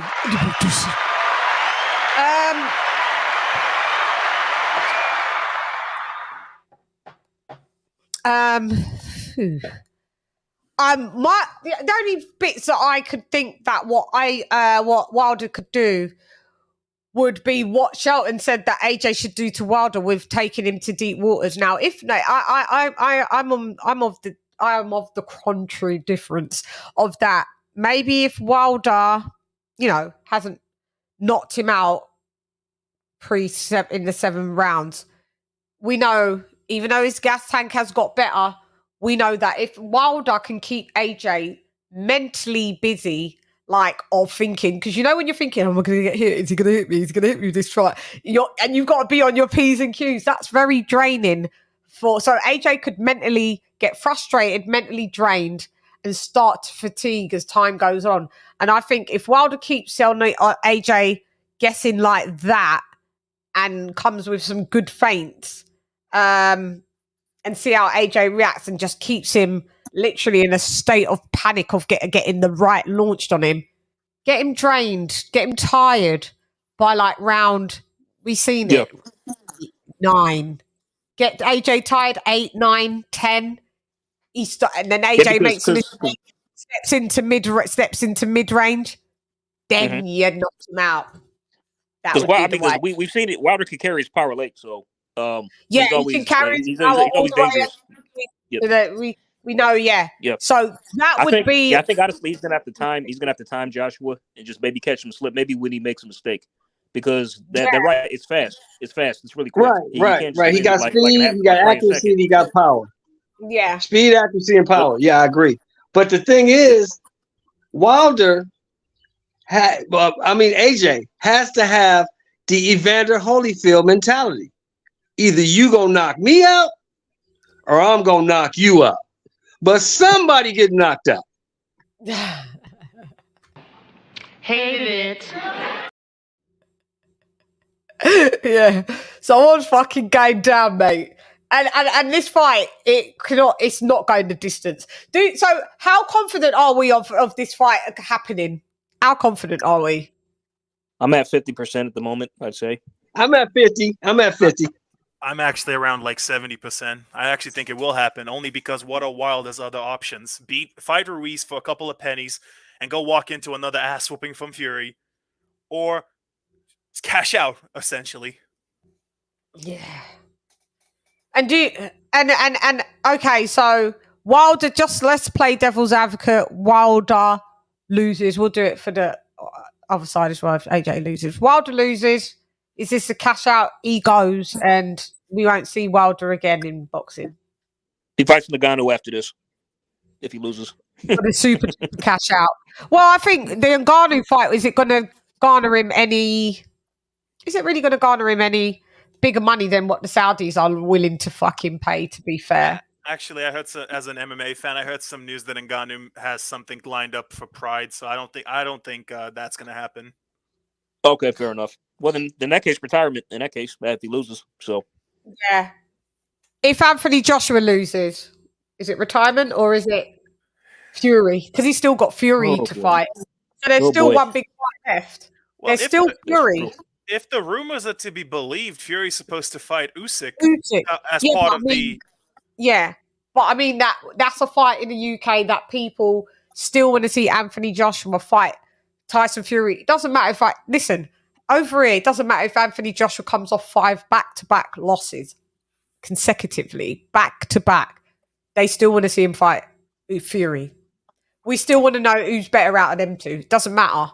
Out of you two. So Anthony Joshua still has a fight in hand whereas Deontay Wilder's already fought Fury. So he gets beaten by, even though there's loads of other people, I just don't think Deontay Wilder really is in the sport. He never really came in the sport as I've got a passion for the sport. He came in the sport coming off being a truck driver, being a pizza delivery guy, working at Pizza Hut, McDonald's. And it was to help his daughter. It was to help his daughter as well. Do you know what I mean? Yeah, but hang on, didn't he medal? Did he medal? Did he medal at bronze in Games? the Olympics. Yeah, Bronze, he did. yeah, He medaled. He medalled bronze, yeah. But I just don't think he came in like. I mean, I'm not trying to take away him meddling, but that year was one of the worst years for the quality of boxing in the Olympics for the US team. If I may, lady, if I may, It was really bad. Like this is what gets me about like the way people talked about his early career, like, oh, he's not ready for a Klitschko fight, blah blah blah. You were an Olympian, dude. He's an Olympian, bro. You were an Olympian, and you already had about 15 fights under your belt when the offer was proposed for Klitschko, and that's what gets me to this day. That's what gets me. It was 30 fights. He was 30 fights in when they was talking about fighting Klitschko. 32 fights, I believe it was. But the thing is, look, Wilder accomplished his goal. He accomplished his dream. Wilder's sitting on about $75 million. Wilder's rich. Let's keep that above. Wilder is fucking rich. I don't think he's on 75 milli yet. Oh, yeah, he got 25 for both Fury fights, plus all the money, the other money he made. He got money. He got both 25 for both of them Fury fights. Well, he did. And I don't know what he got for the last one, probably more than 25. So he got money. Still saying his net worth is, he got money. Still saying his net worth is a lot. 30 million. Well, he if he got 30 million, that's a whole lot more million than I got. He good. Yeah, you know what I'm saying? But what I'm saying is, to your point, Chad, Tyson Fury fight. Other than that, he hasn't really amassed any money other than those. But what I was saying to your point, Chad, he's good. He's accomplished his goal. He said he wanted to help his daughter. He's good. He did that. Now, so fuck off then. Anyway. Yeah. So now, he became a world if he champion. loses to for 5 AJ, years, that's it. if this fight happens, it's just gonna be a big money fight. Because when you fight AJ, honestly, let's be honest, y'all. When you fight AJ, your whole life changes. Yeah, that's going to be like 200 milli fight. Cash out. That's a cash out. Great cash out. So when you fight AJ, your life changes. If he loses, it's time to just chill out and count my money. There's no reason to fight again. But if he wins, that might give him the confidence to think he can fight somebody else. You know what I'm saying? So I don't personally right now, this year or next year, I don't think anybody beats Usyk personally. Now a year after that, when Usyk's 38, maybe. But right now, I don't think anybody beats Usyk. I don't think Fury beats him. I don't think Wilder beats him. I know Joshua don't beat him. No, we know nobody beats him right now. Yeah, I mean, the only thing that's gonna at this point, the only thing that's gonna beat Usyk is time. That's it. Yeah, and I think he just wants the Fury fight, see who's fucking undisputed, and he really wants to go. He don't want to hang out. Usyk's already said it. He wanted Tyson Fury, but Usyk will fight other people in the meanwhile. Like as you can see, he's holding on to them belts, and who's he fighting? He's got a Mando coming up, Dubois. Dubois. That's gonna be easy. That's gonna be easy. Well, they will have to find another fight because Dubois had an ACL injury, and that's a year injury. So Dubois is not fighting anybody no time soon. Nobody. Theoretically, is he fight? Is he? I don't know if it's been announced. It's not been announced. They ain't gone into bids. Well, theoretically, if Dubois turns down, I guess Zhang is in position for the fight because he's got the interim. That's good. That's good. Give that old man a shot. Hey, look, you can't count that old man out either. Because nobody thought that old man was gonna beat the shit out of Joyce, did they?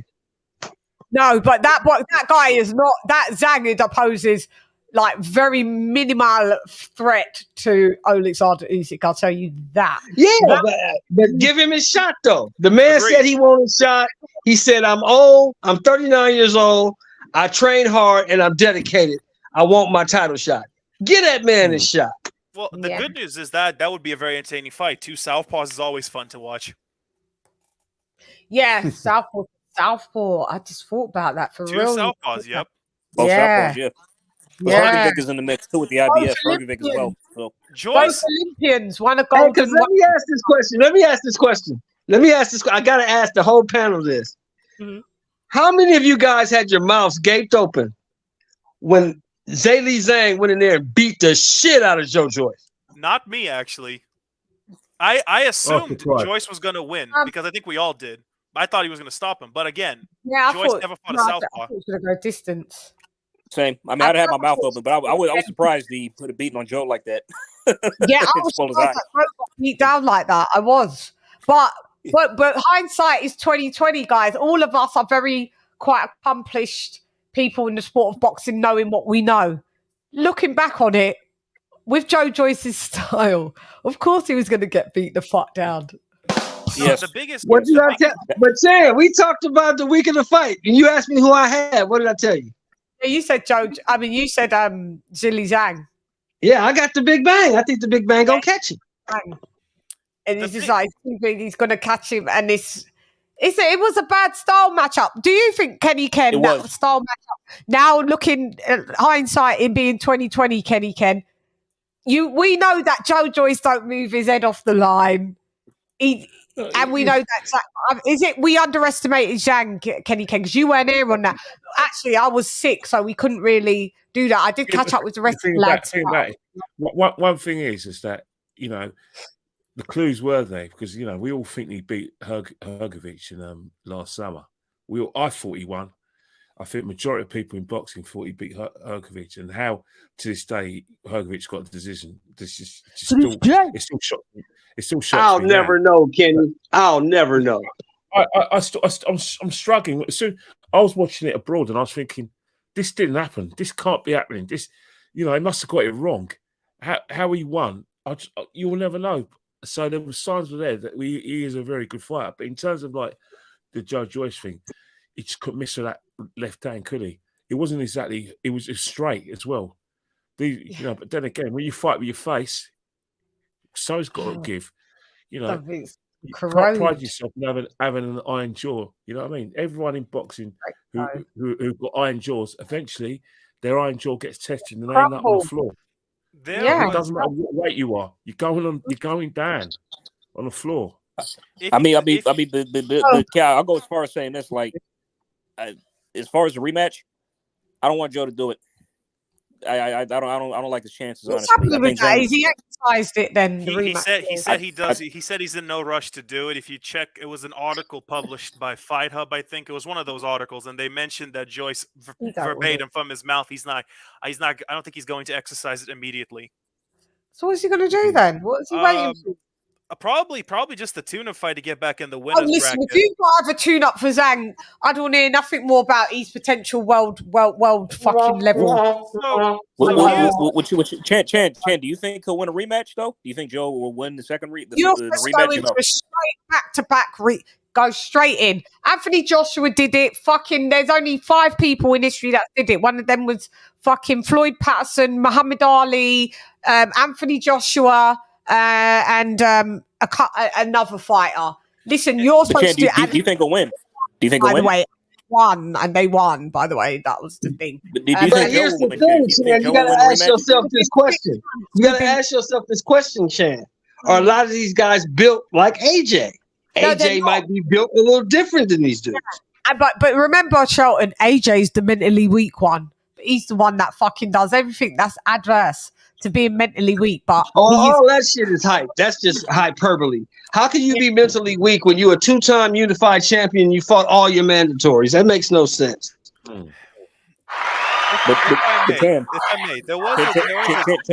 you think Joe will win? Do you think Joe will win? It doesn't mean that it is what they're saying that what it is. But There yeah. was a disingenuous argument I heard. I think it was yesterday or 2 days ago on a live. If you guys want, shout out to Ring IQ. But Shout out to Julius. Julius, of course. Yep, There was a disingenuous argument that I heard that like, oh, they shouldn't have stopped the fight, and I was like, well, the argument was like, oh, well, look at what happened to Regis Prograis. Oh, well, he not Regis Prograis, Josh Taylor. He had a busted eye, and but he still came back and beat Prograis. And I said, yeah, the difference was in those rounds of the busted eye, he was actually fighting back. Joyce was on the back foot throwing 1 or 2 punches. On the back foot. Yeah, he was. He wasn't in it. That guy was an idiot. That guy was an idiot who was talking about that just stuff. a disingenuous argument. Who said that? Joyce was gonna get hurt, bro. Joyce was gonna get hurt. Yeah, he could have got stopped in that fight eventually. He couldn't see. His eye looked like Homer Simpson's mouth, man. There was nothing to say. Yeah.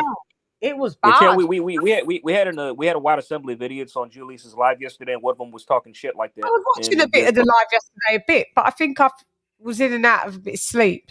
But yeah, it's just a lot. But Chan, my question to you is: do you think Joe will win a rematch? Say that again, Age. Do you think Joe will beat Zhang in a rematch? Do you think he'll win a rematch? Yeah. You do? No. Okay. Wait. No. Because Joyce is because his style's not going to change. Exactly. That's what I'm thinking. I mean, it's like I think Zhang might have his number. Honestly, stylistically, I think he might have it. Yeah, maybe, guys. Yeah, you're right. Well, do you think pressure fighters don't change what they are? They just get better at pressure. No, they don't.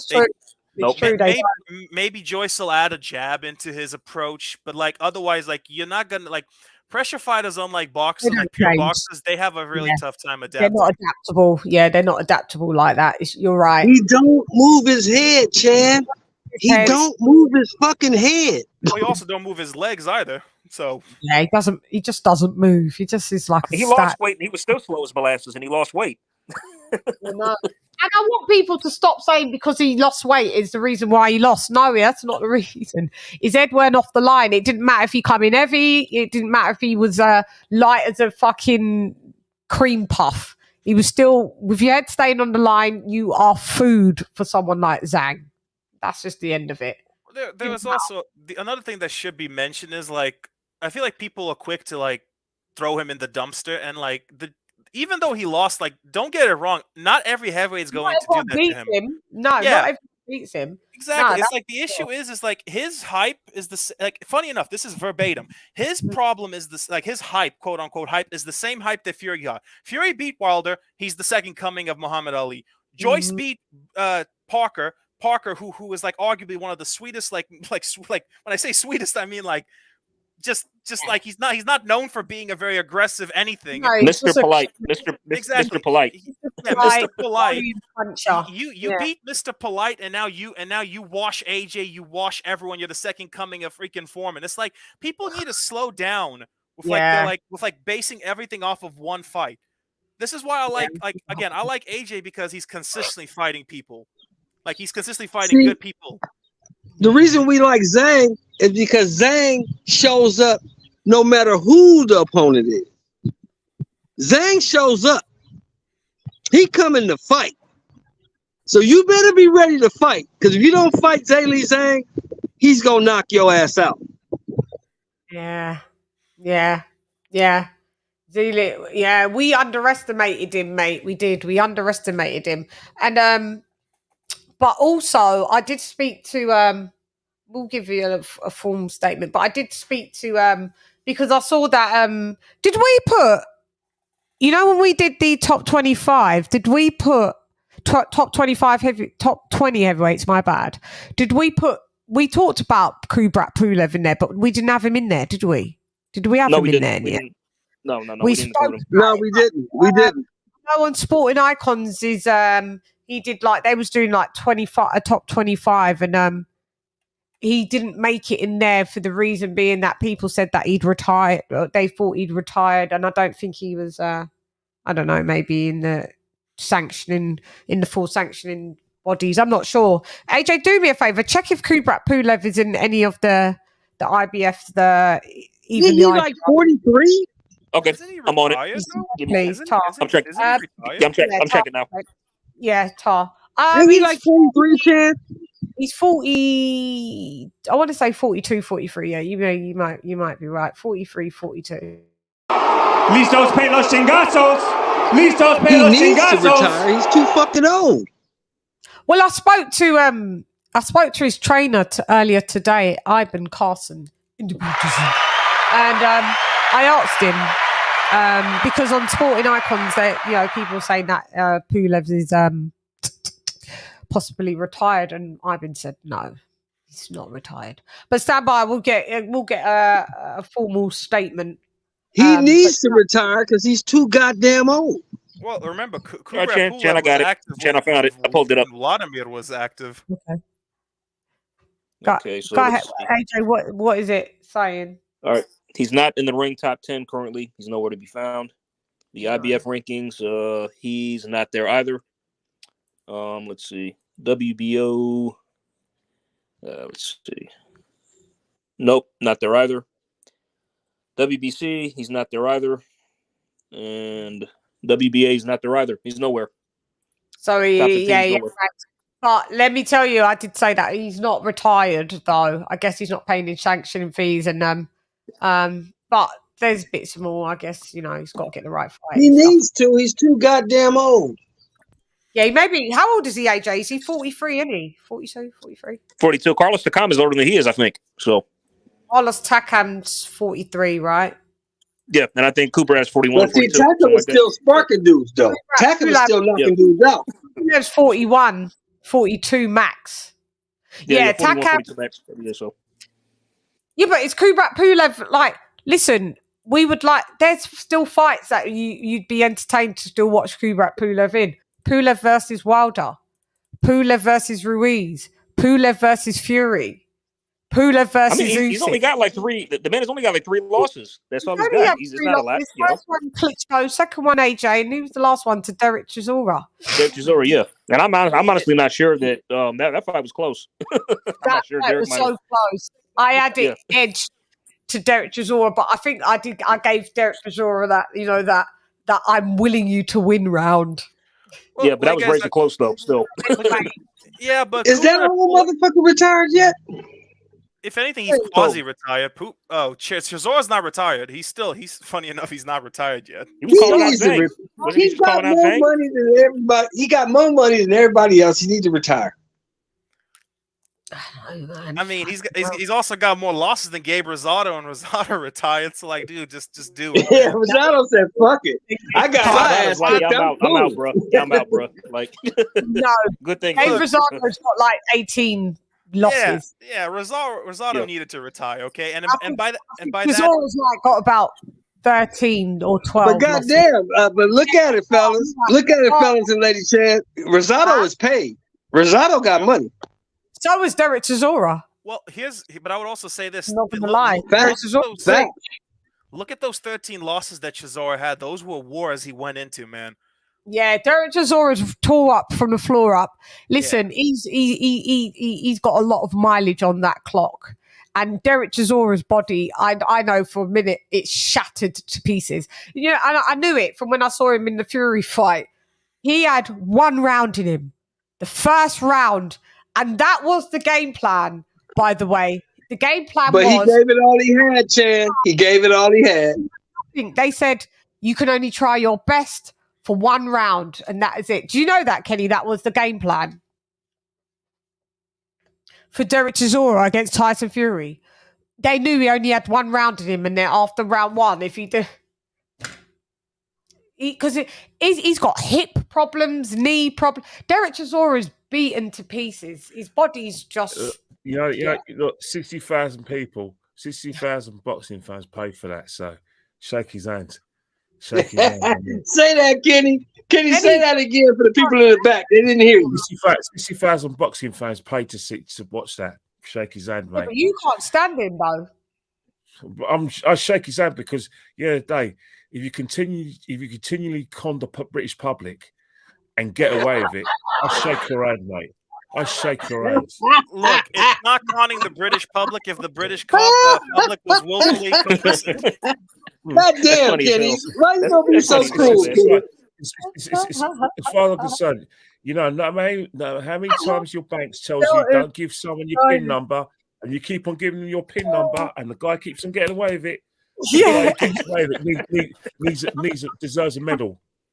Shelton, his analogies is killing me. Hey, he's telling the truth though. Hey, look, if they gonna pay to see me go in here and get my ass whooped, fuck it. I'm the only person that I could be on PPV religiously getting my ass beat.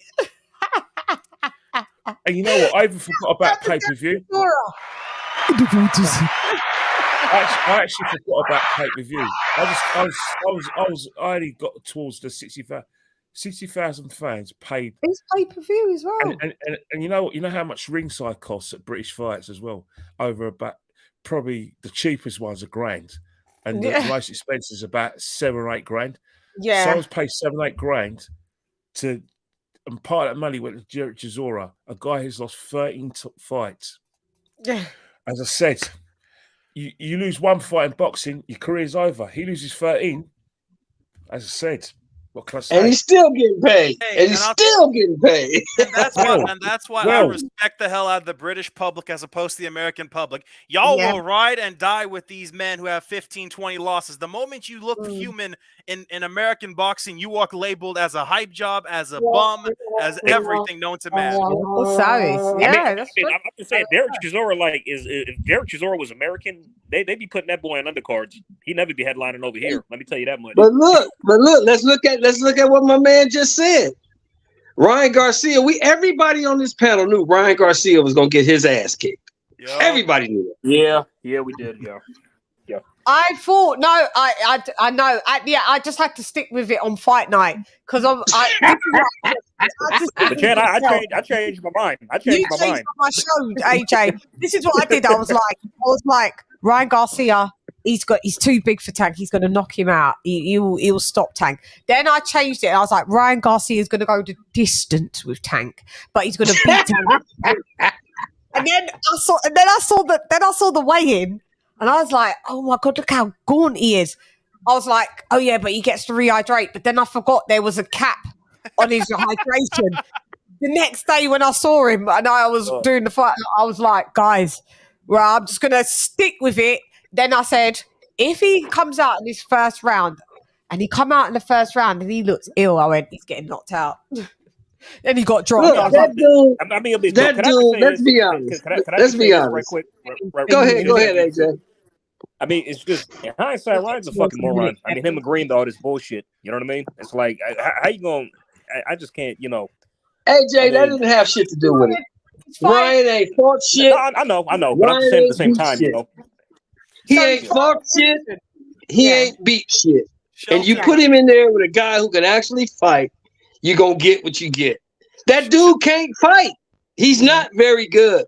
Let me tell you, Shelton, from now on, you will call me Nostradamus because it went just the way I thought it was going to go.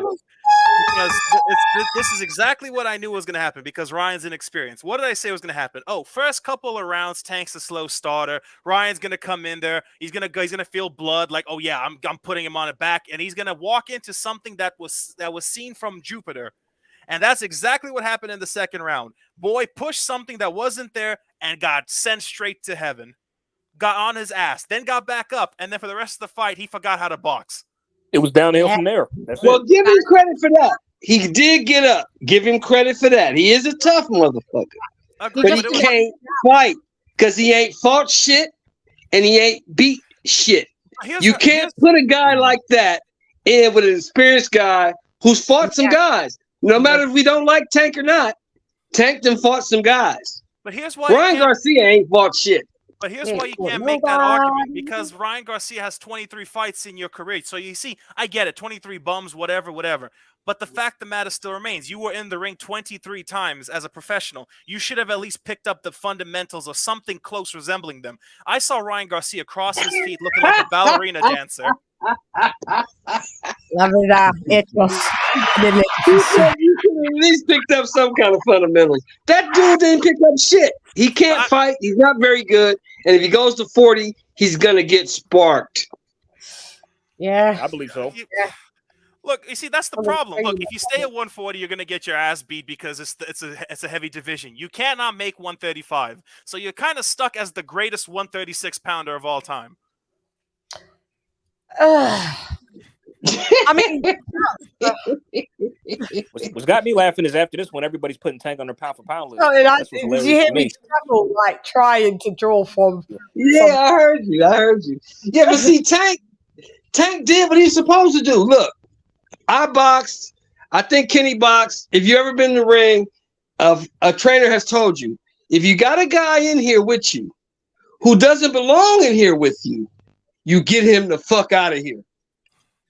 I'm going to show you lot.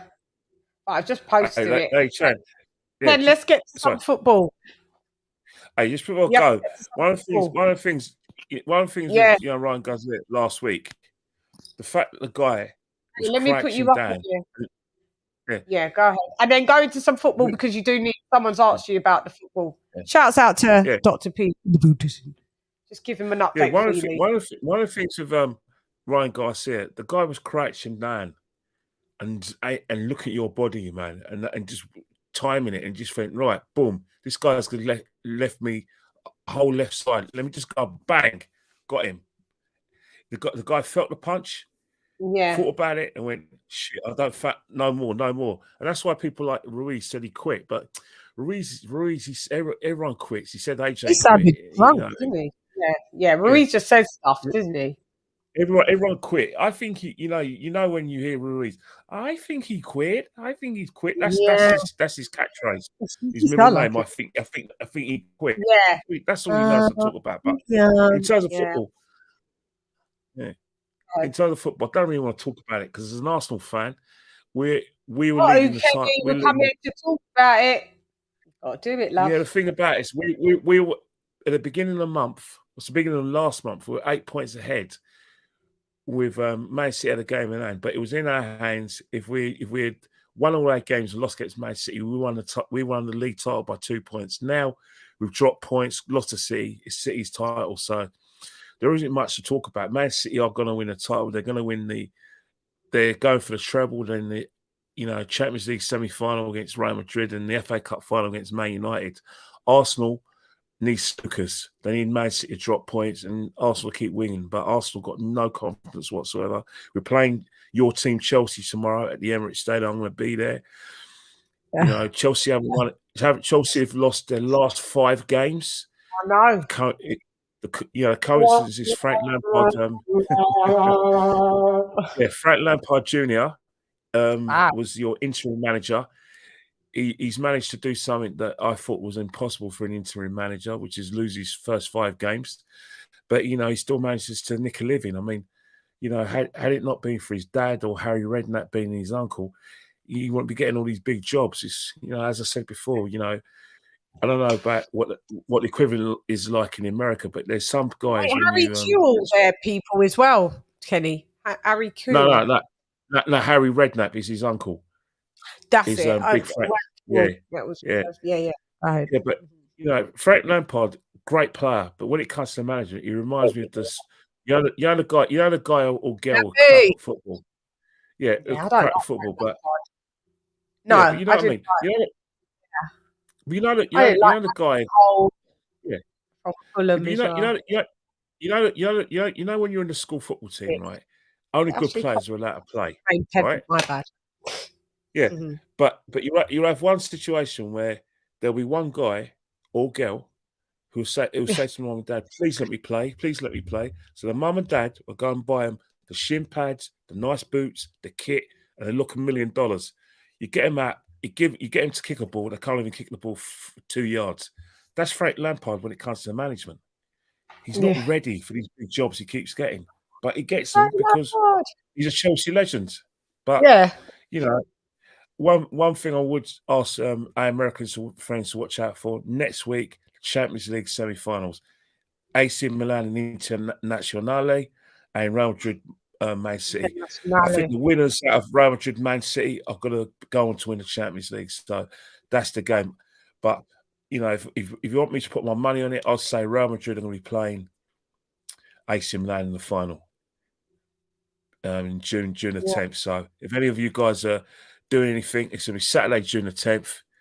Don't miss it. I know some of you guys may not be football fans, but let me tell you something now. It's an occasion. As long as they don't get pop singers to waste their time by doing a set before the match, and then and they start crying when no one watches their rubbish. Yeah, But give it a go anyway.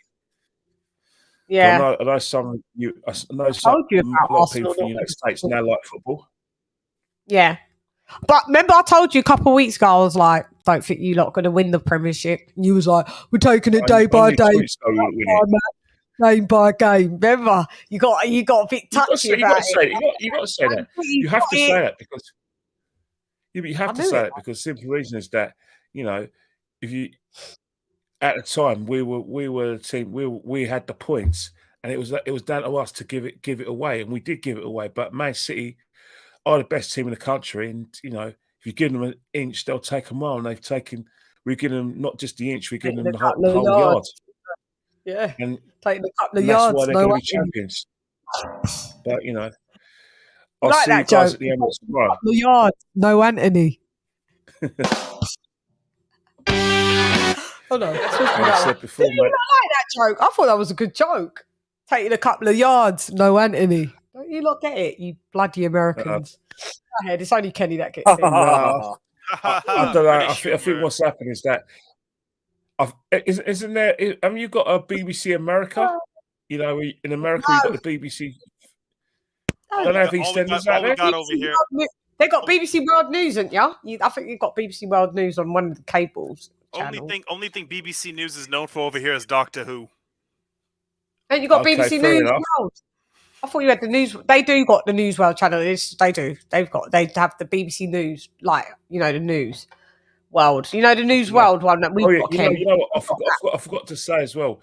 It's the coronation of our king this Saturday. That's what we've got to talk about. Yeah, one thing we do know is that in the United States. So we've already had a day off today. So today was a day off because it was bank holiday, May Day. We have May the 1st. And then we have a bank holiday on May the 31st where no one goes to work, which is my youngest daughter's birthday, by the way. So shouts out to my little Jaji. And she'll be 6. And but then, like you said, Kenny, we've got the coronation. So that gives us an extra bank holiday, which is happening. When is it? Exactly. 6th? Yeah, it's happening this Saturday, but everywhere. Fuck you now. Well, Megan's not coming anyway. Who's not coming? Yeah, Megan's not coming. She's staying in America. She's not allowed there anymore. The royal family. The son's and daughter's birthday. I mean, come on. Yeah, and Charles has got. He's got an Afrobeats artist performing, and everyone's like, "Don't you do it? He colonised you. Don't you do it?" It's a big thing going right now. And Adele turned it down, didn't she? Adele turned down. That's doing a rage in England, man. I think what's happening is that we've got a freedom of speech, a theme in England. That's a fair point, though, Kenny. Like, you shouldn't do it, and she's African as well. That the African artist shouldn't perform. She can do what she wants. She's getting paid, isn't it? You can't.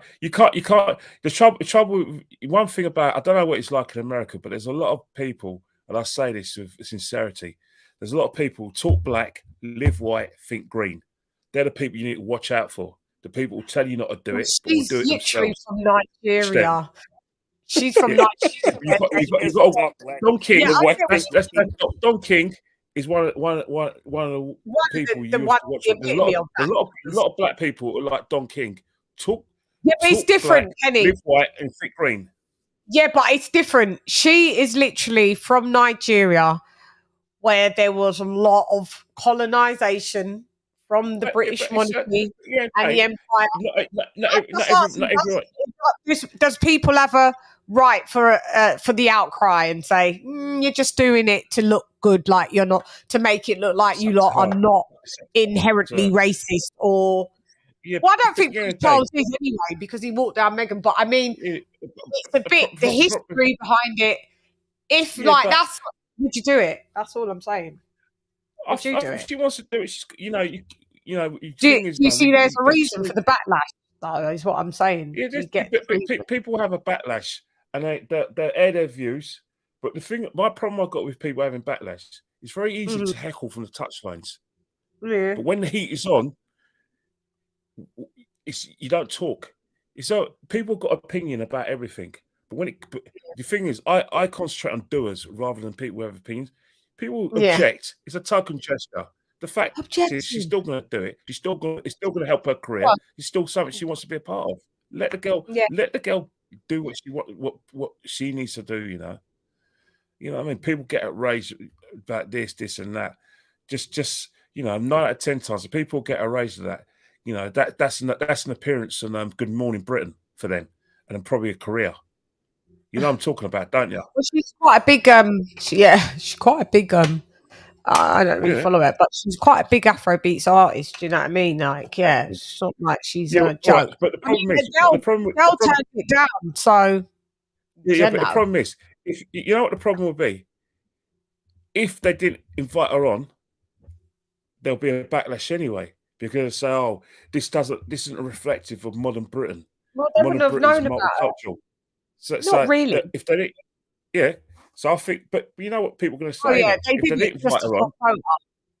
Yeah, yeah. go ahead. So I think the part, exactly the artist can't win, the organizer can't win. But the fact is that Whatever. the Coronation of the King. We went around 70 years ago, but he's the king of a lot of not just England, but a lot of Commonwealth countries, and the Commonwealth should be involved in that in his I coronation. said that my mum watched the coronation, but she didn't, did she? Because you said it was 70 years ago. She wasn't even in the country. When you think about it, well, yeah, 1953. What? 1953 was That's the right. last coronation. No, It's I know. coronation of the Queen. So, so I don't know what happened in 1953, but no, shame. I thought it was like at the time when she came here, and then it was because my mum got here when she was 12. It's 1953. But the fact, the fact is, the Commonwealth. The fact is that back then in 1953, the Commonwealth was massive, so there was a participation from all the Commonwealth leaders, and it's going to be the same here now. So did you see the thing that we got to do, like with a joining pledge? I read the fucking pledge. What is that? No, not I said the fly. Sorry, no. The pledge was like, I'll do all my best in the honour of King Charles, like, and I was like, no, just not. I don't know, man. I'm only going to watch. I'm only going to watch the last 5 minutes. I'm fully watching it. It's going to be surrounded by my area. I won't live too far. Don't get it twisted. Like when William married Catherine. Yeah, but when William married Catherine or Kate was here, the only time I watched it, because I was in the gym, and the only reason why I watched it to see her dad walking down the aisle. As soon as I saw her walking down the aisle, that was it. They're getting married. Get back to the gym.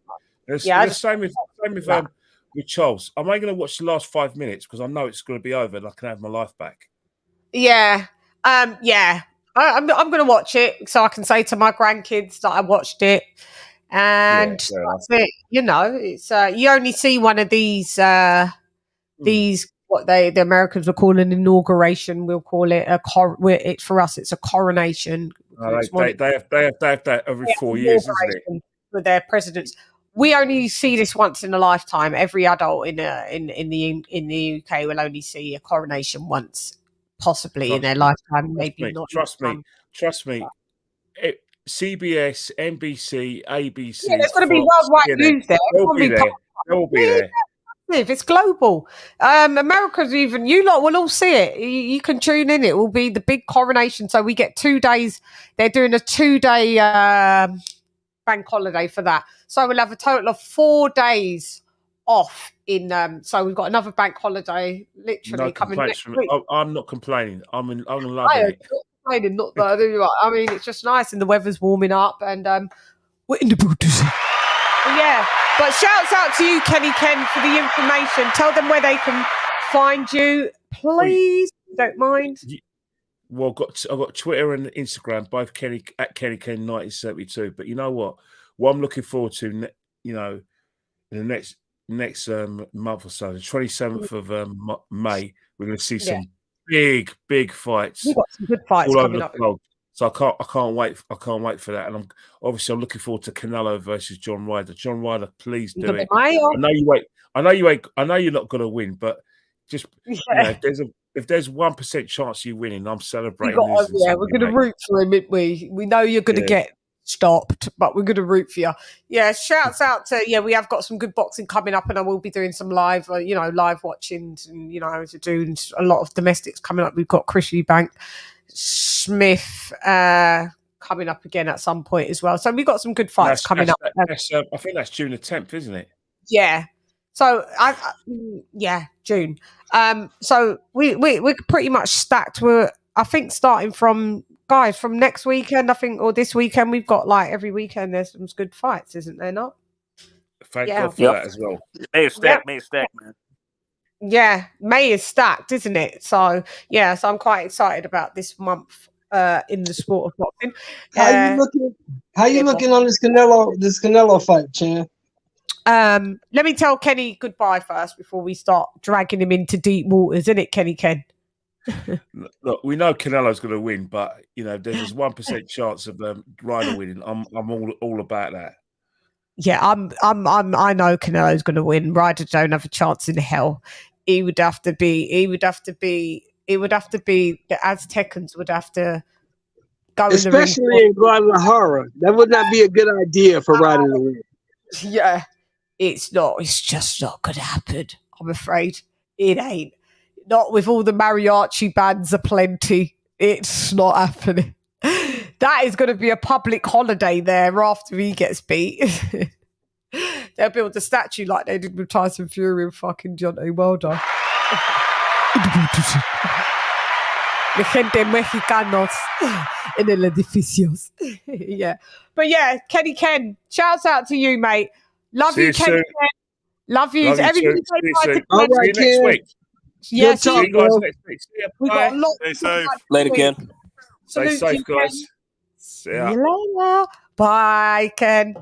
Kenny Ken is left to Yeah, I'm not going to be in there much longer either. I didn't really see the donations plenty coming in. I don't stay on. I don't put up the chats anymore. I've become ruthless. Like, you ain't paying to play, you don't play. Anything else that you guys want to wrap up on topics that I've missed for the week? No, you covered everything, Chan. Great show. Great talk with you as always. And Shelton, always great talking to you. We can't wait to get these fights going. Let's hope that this other fight, that fantasy fight that we all talk about, gets made. And God, I keep seeing people's shows being named after it, and I'm just like, haven't you guys fucking learnt your lessons? Like, why'd you keep calling your show Spence and fucking Crawford fight? I would also want to say this. Godspeed Teofimo Lopez. You need some antipsychotic medication. I don't know, man, what you need. You need something. He does, doesn't he? Yeah. He needs something, man. I don't know what the hell he need, man. He needs, dude, get some Benadryl, get some. I don't know what the hell you need, man. He needs this ass kicking he about to get from Josh Taylor. That's what he needs. I agree, Shelton, bro. Josh Taylor better. Bro, you see, before you start blaming black people, you better look out for this pissed off Irish dude right in front of you. Scottish, my bad. Now you've got pissed off Scots after you. Yeah, I know that was a crazy. Let me get this, my AJ all day. Oh, bless him, AJ. You did more than enough support this channel for this fucking month. I tell you, you have. But thank you very much.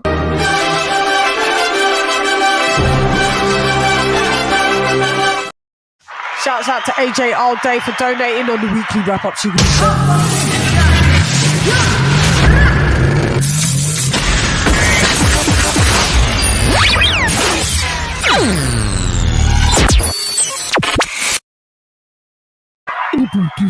Thanks, AJ, for dropping that $4.99 on your girl.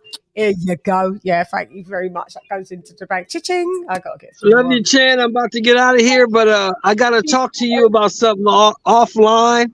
We need to holler about some things. I'm gonna talk to Lisa, and we can talk that way. Okie dokes. Yeah, we'll do it. We can do. Do you want to do freeway? We can do freeway. Yeah, we'll do that. Okay. Love you, Shelton. Love you, Chan. Talk to you later, AJ. Great audio. Yes, ma'am. I try my best. I talk to y'all soon. You done amazing. Thank you very much. I love you very much. Love you too, girl. King Shelton Moore has left the building. Yeah, shouts out. Ivo, we had the pleasure of having you for a bit some time, and I know you work very hard, and then you need to sleep, and so I always appreciate you being in the building, being in the Usmania. Pleasure is obviously all mine. Greatest boxing channel on YouTube, Don't tell Julius. Well, now Julius is a Capricorn. He'll understand. Yeah. It's a mixture of the both. We love you, Jules. But yeah, thank you so much, Ivo, for joining me. If I can plan out a couple of more other shows during this week of any hot topics, I definitely will come through like the mug in Woo. So, I mean, isn't the Devin Haney fight this weekend? Oh yeah, it's No. Haney. That's on the 20th. That's on the 20th. That's May 20. Oh, that's May 20. Something. What's this week? What's this week? Canelo, sorry, not Devin Haney. Canelo. Yeah. So that's Canelo. So we will do. Guess we have to do a prediction show and a call in. Like for real. I'm better now because last time I was a bit ill, but yeah, I'm all right now. So I guess we can fit some other shows into this week. And yeah, come through. I'll do your phone in and everything. So yeah, come the card through. is pretty good actually. The card is pretty good actually too as well. So yeah, we'll get to discuss that. We could do. Yeah, we'll do a show on Friday. We shall. So come through on Friday, my Uzdanian, my Ukrainian Uzdanian. Of course, as if you had to say something. Yeah. So when you see the back call, you know where to come. All right. Love you, Ivo. Thank you so much, and shouts out to you for coming through like the mug and woo. Stay safe. I'll catch you next time. See you later. Ivo has left the Uzdanian. Yeah. Peace, Ivo. And then there was one. my ride or die. My fucking ride or die. I tell you, never let me down. You don't. You're my ride or die, Chan. You're my ride or die. Come on now. Oh, my fucking ride or die. And there's just nothing more that I can say. One of the best fucking people in the whizzy wide world. And I love you. You're going to make me cry. I love you to death, Chan. Thank you so much. Appreciate it. Thank you, AJ, for coming through. We do got to get back on our schedule of rewatch from Point Score. Yes, we do. Yeah, I was just thinking of that last night, actually. That as well. Me too. I was like, "Fuck, we've got it." But I've caught up, just getting into a swing of things. I've actually been going to bed at great times and stuff for the most part. So I'm a bit proud of myself. Have you seen me? I've been up cooking and all of that now. Back on. I see you. You be grilling. I see you. So I'm like, I'm good. So now that I'm getting in a little bit better routine, we are going to do a rewatch and Point Score. We'll try and aim for one this Sunday. We'll just try and cram as much. So we're going to have a busy weekend, Friday, Saturday, and Sunday. Okay, I'll go through the list. I'll pick one out for you. I got a couple ideas in mind. Yeah, because we want to pick something that's really enthralling. And we never know how this fight's going to end up as well, mate. Imagine if it's fucking controversial. Yeah. You never know. We might be watching and one thing I kind of want though is I want John Ryder to go to distance though, just to I want it to be a distance fight to prove that Caleb Smith Caleb Plant. I mean, but I think that John might give him that work, man. Like for the first few rounds. But first few rounds are not because. Do you know what? Has Canelo been really highlighted in the fantasy matchups? It ain't been fantasy matchups. Has Canelo been really? I haven't been watching nothing. So has he really been in? Has everybody been interviewing him? Because I ain't seen him. He's business as usual. He's in training camp. I haven't really seen much of him as well. But from what I've seen, he's prepping for the fight. It's all business stuff like that. So So what we'll do is he'll do the weigh-in, won't he? So they'll do the weigh-in, and that's going to be in Mexican time, won't it? What are they like? 5 hours? Are they like? I have no idea. That's a good question. That's a good question. Actually, let me find that out right quick. Let me see. Find that out, and then we could see if we could My guy's zone in the position.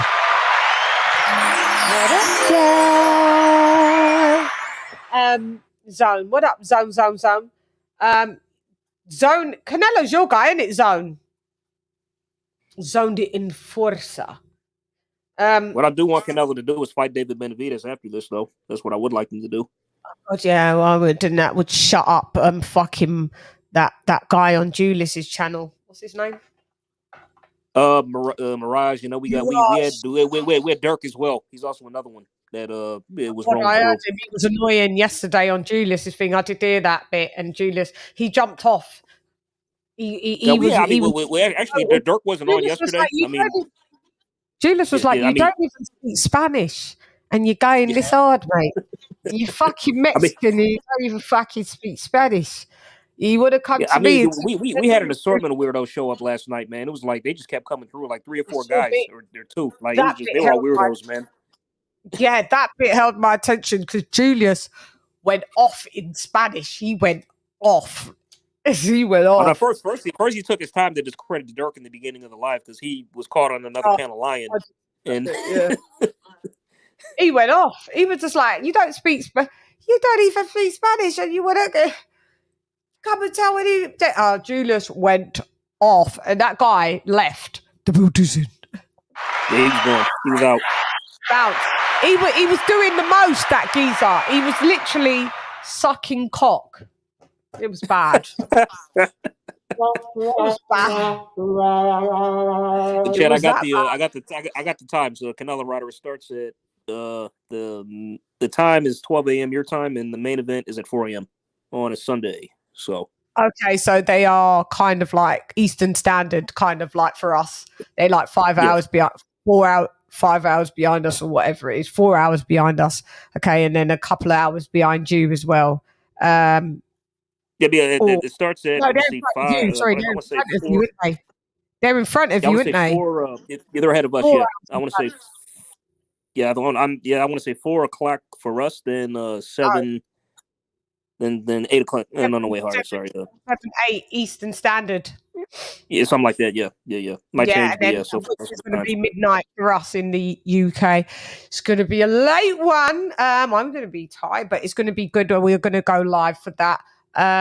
We'll do. Yeah, don't buy it. I'll pay for it. It's a good card. I like the undercard. I'll pay for it. So. It's free for us in the UK, right? Yeah, it is, I think. Yeah, free for you guys. Yeah. For it. I was just thinking, is it a pay-per-view one? But okay. Yeah, we'll get that. I'll watch the weigh-in, and then we'll do a live on the Friday, talk about the weigh-in and get the predictions. We'll do official prediction show, get everybody to call in, my Americans and my UK compadres. And then on Saturday, we shall go live to watch it live, and then maybe I'll hit up Team Fatty.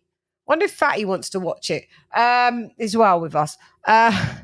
And then on Sunday we shall do a rewatch point score, and then on Monday we come back here for the weekly wrap up. Motherfucking woo. Yeah. Show again.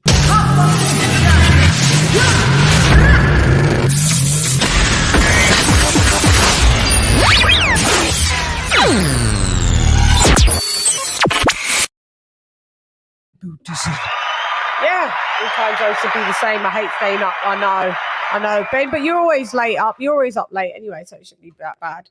El primero, ya tú sabes. Mirage.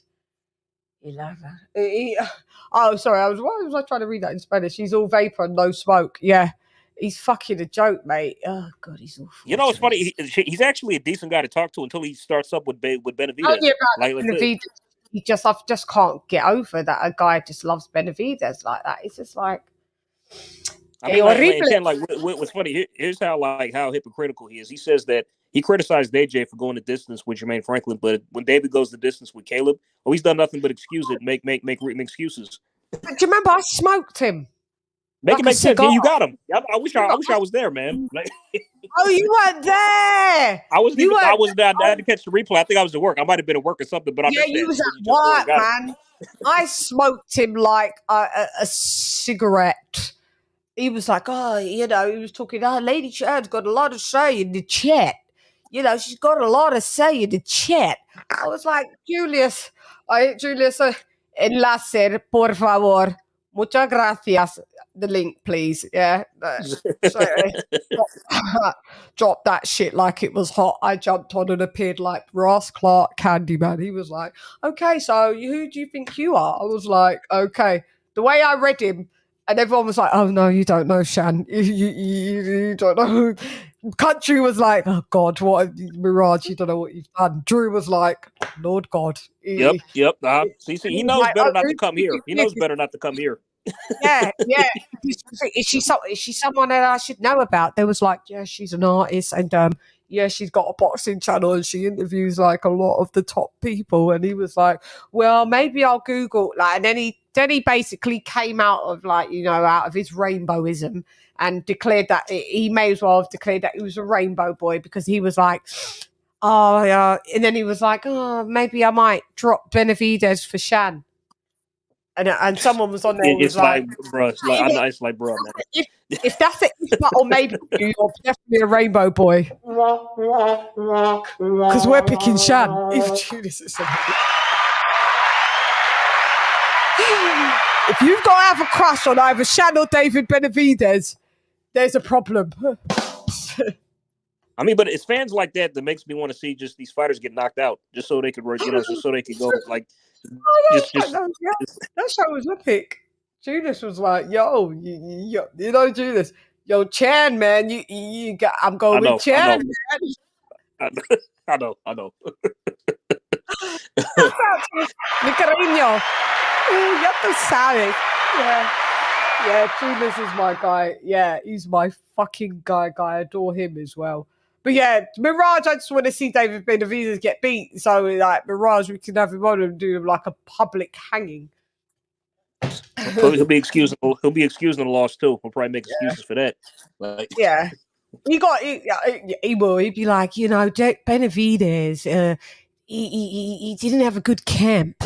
His camp wasn't good enough. Well, how do you know? I'm like, how do you know? Were you there? Yeah, that's like, the types of shit. He just chat shit, mate. I was just like, bro, I felt so bad for him at the time I smoked him. He was kind of my friend at the end. I know. I mean, so like I said, he's a decent guy to talk to until he just starts up with the Benavidez shit. You know what I mean? Then that's where he throws everybody all the time. Yeah.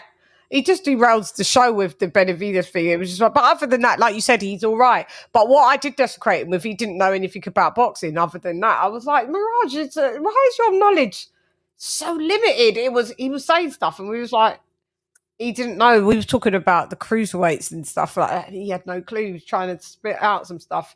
You know me, stats, facts, and data. Come on, where are you, Kevin? That's where I was like, he really doesn't know who I am. Yeah. Facts matter. See, if we're going to have a conversation, we have to agree that there's some things that are just true. Facts and data matter. Ya tú sabes. La verdad. Yeah. Zone, LadyChann, come get me the next time you go on with them red pill suckers. Which one? What on which show? Oh, the show that I go on, and I'm on part of the panel. That's not to do with boxing. Are you talking about? I'll grab you, zone.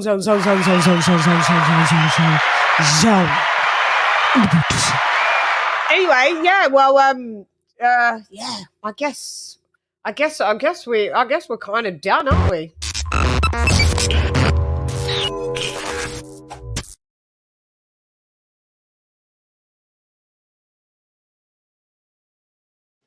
Hey guys. No, I'm only joking. I wanted to fool you. I should have put it on like I was doing a news report. I'm in a silly mood. But Chad, I'll actually, that song reminded me a lot of recent hits I've been hearing released. I'll send some to you. Just say how you like them. Oh yeah, do you like it? I'm going to be playing it now at the end as well. I do. I like that. I like this song a lot. I do. Nephew, man, you liked it. You did send me a message. Nephew in the Buddhism. Yeah, that's the song, man. It's called Brand New Whip. It is a good song. It sounds very West Coast-ish, don't it? Oh, It does. Do you think it does? Yeah. Yeah, it does sound like it's from like Cali, but he's from New England. He's from like Boston. Oh, is that right? Yeah, just outside of Boston. Yeah, he Oh sounds wow. like it's Okay. from Yeah. yeah. Shouts out to Nephew, but we're gonna do something together as well because I heard him on shouts out on Team Fatty's show, and I was like, "Who's this?" Like, I need, and he was like, "Me," and I was like, "I need the track if you don't mind. Is it because I can play it no copyright?" He was like, "Yeah," and there's some other bits that I'll be showcasing. But guys, I guess if you want to give me some music that doesn't get flagged, if you got any up and coming or people that are aspiring rappers or artists. Shouts out. If I like it, I'll play it. And if I don't, I'll charge you to play it. You'll have to pay me so I can play you. No. Get that hustle in. Yeah, get the hustle on. But but if you guys want to send in some stuff, you can email me at lady_chan@yahoo.com and I'll have to you got some tunes, Conchornery. Send it. If I tell you that you got to pay me to play it, that means I don't like it. Get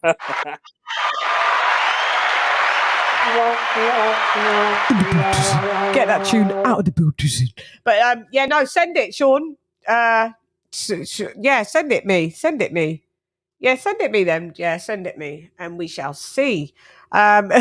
You're laughing, you find one. But shouts out to Nephew. I will be playing that in closing as well. I'll play it in a minute. But AJ all day, thank you so much for joining me. We do have a members only live. We do have the one and only Steve Kim in the boots. That'll be on. I'm looking forward to that. Yeah, look forward to chop it up and getting the updates from Steve. I still got the other one that he's done is on members. We watched the whole of that as well. So shouts out to Steve returning geezer. I wanted to do this one just for the members only. Carlos Takam's been a bit slippery. He's been a bit odd. It's like he just did the premiere. Oh yeah, I'm going to watch the new Ali film next weekend. This weekend we're in there. I'm going to watch it this weekend. Yeah. Big George Foreman. Yeah, that came out. I forgot about that. Yeah, George Foreman. Oh, he's got a phone call. I wonder if this is for the show. Let's over it. It's not tied to the thing. Hello?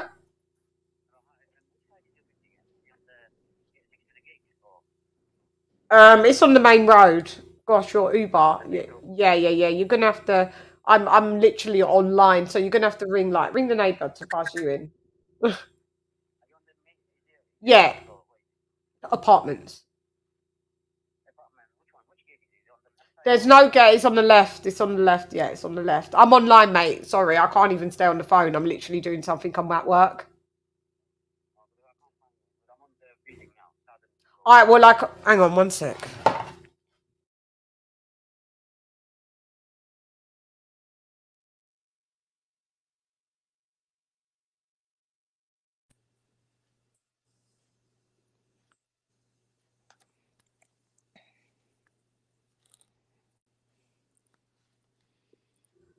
Fucking, I thought it was something for the show. Fucking Amazon. I can't find it. I can't find where you are. I can't find it. I can't find it. I'm like, what is that? No, I didn't. What is that? I don't know what's going on here. This confusion. But anyway, yeah, I'm like, mate, I'm online. Like, he was like, yeah, but is there a gate on us? No, it's not. Anyway, shouts out to my life. It's a bit crazy. But AJ all day, thank you so much for joining me. I love you, and thank you for the super chat. Shouts out to Queen Lisa Bells as well for the super chat. Guys, when you come on the show, even if everybody online on the chat just cash apps $2, it's not going to break your bank, is it? $2, everybody. Only a cup of coffee. Yeah, a cup of coffee. Do you know what I mean? $2. I'm literally haven't been putting up anyone's thingies because there needs to be a mod name Bill Dizzy. Yeah, we need someone to come through that's called Bill Dizzy. Come on, you're sending them super chat, man. Oh yeah, you're right. Yeah, you're right. It's not Amazon. Damn. It is 1 a.m. over there. Damn, they still delivering that time. Fuck, who was that then? When I was giving them directions, like, yeah, I can't find your house. Yeah. Oh, Be careful, he was Chan. on another road, and I was like, "Oh no, it's this." I'm forgetting that it's 1 a.m. Oh Yeah, yeah, delivery stopped. Like delivery, we don't do no deliveries like that late out here in the States. 10 the latest. 10 p.m. is the latest that they do. I don't know who that was then. Be careful, Chan. I know, and I'm like, I'm gonna be checking in with you like after the show. yeah, So, because I was just like telling him where my house was, thinking it was oh shit, Amazon. damn, this sounds ominous. All right, be careful. Look, he's ringing me Yeah. back. Hello, who are you? What company are you? What company are you? What company are you? Who? What? Who?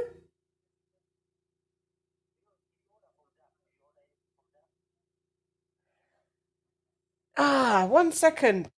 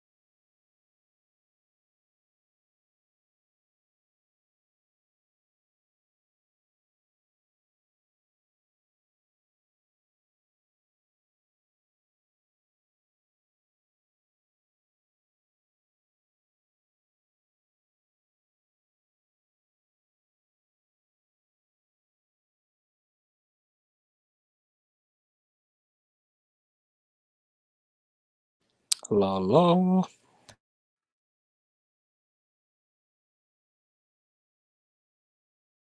Okay, some weird stuff. So basically, I've just seen a notification from my bank, right, saying that a transaction was declined. You used a cancelled or blocked card, because I changed my card because I used it somewhere and I see money coming out of my account, no cap, yeah. And my bank had to give it back to me because I used it on Facebook or something like that. And I started seeing money leaving my account. Like every time money leaves my account or whatever happens to my account, it comes up on my phone. So I kept seeing this thing, money leaving, and I was like, I don't know, is that? So basically I phoned my bank, and then I saw another company doing it. And they was taking like £7 here. Like it was little increments. Look, they're phoning back. Mate, What the hell? Mate, it's not me. I didn't order anything. Okie dokes, no worries. Yeah, it's not me. No worries, no worries. All right, thanks. Bye-bye. So Oh, basically, okay. it Oh was wow. increments. And then my bank shut that down, gave me back the money because it's insured. Everyone's money's insured when when it's not you.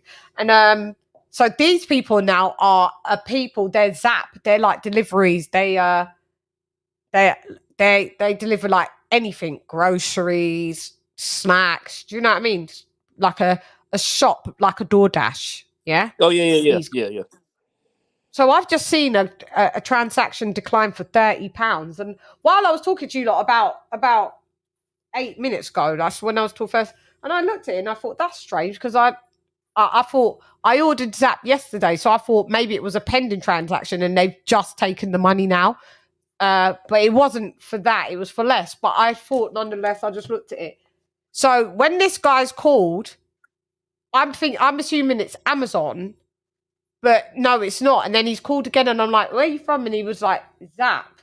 And I'm like, but I didn't order anything.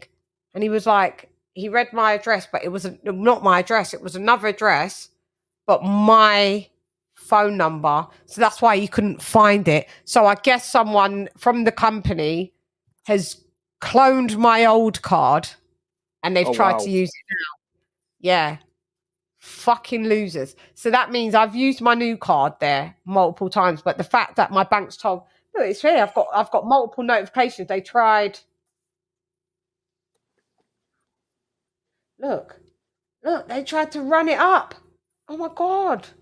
£24 transaction, £28 transaction, £20 transaction, £29 transaction. They've basically tried to do nearly £100. they tried to take £100 out of my account, like literally live while we're on here. Shit, but it's only saying. Woo! Yeah, It's happened to it's me saying. before too. I mean, usually like my bank calls me personally and tells me like, "Hey, did you do this?" I'm like, "No, that's not me." Okay, then they decline it. Yeah, it's telling me. So there's four transactions. 1, 2, 3, 4. There's 4 transactions. It's saying one's declined. Oh God, only one. Only one's declined. I've got fucking wankers, man. They keep on doing it to little old shut. Let me just see my my track. Let me just see something. These fucking nonces, basically. This is what they do here, AJ. They try that. There's so much bank cloning, but my bank's really good. It's really high security. They catch a lot of the transactions. They catch. And if they see something dodgy out of my spending pattern, God, why was that taken? We get graped. Sorry, I don't want to say that. When I look at the transactions of what companies take out, you're like, bruh, can you live? No, you can't. No, living's expensive, isn't it? So Uber Eats, yeah. I just want to see. Let me see this one. Discount. Maybe they've tried to go in here. So which ones have they tried to infiltrate? These bastards, bastardos.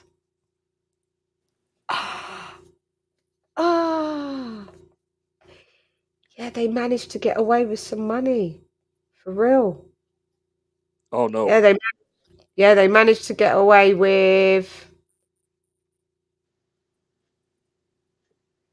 £81 just now. Right in crazy. So I've got to phone my bank now. That's I've covered, right? Okay, you handle that, Chan, handle that. Yeah. Shouts out for me being frauded live on air. Man. I was trying to hold down the system, man. The hell. Yeah, I know. It's just fucking crazy. Yeah. I will. I'm gonna call them now. Dr. B, I'm gonna call them now. But Chan, I love you to death. Love you more. I'll be in touch. Thank you so much, AJ, all day. Love you even more, and I will speak to you later. Thank you very much. All right, good. take care. Take care. AJ all day is lifted. I've got banking to tend to. Being ripped off. Let's do the members only roll call to say goodbye, guys. You've been fucking amazing, but yeah, we'll be back. Jack. Anyway, we had shouts out to Kenny Ken, that was in the Buddhism. Shouts out to AJ all day, that was in the Buddhism. Thank you to King Moore in the Buddhism. Thank you to Ivo in the Ustan. So anyway, let me say this: members only.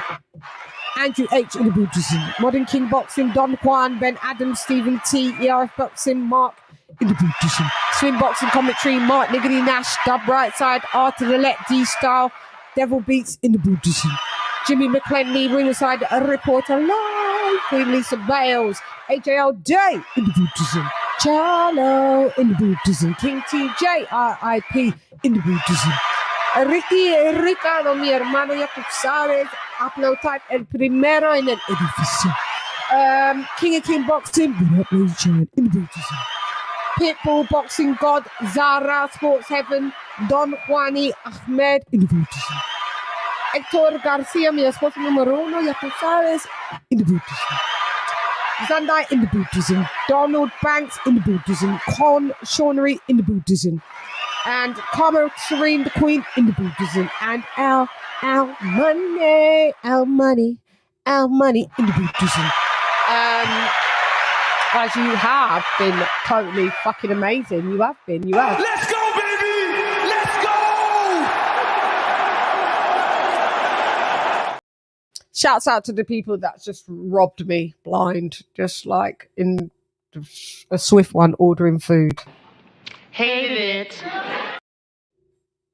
Never be using that company again, will I? Please get the fuck out of here, man. It's my night.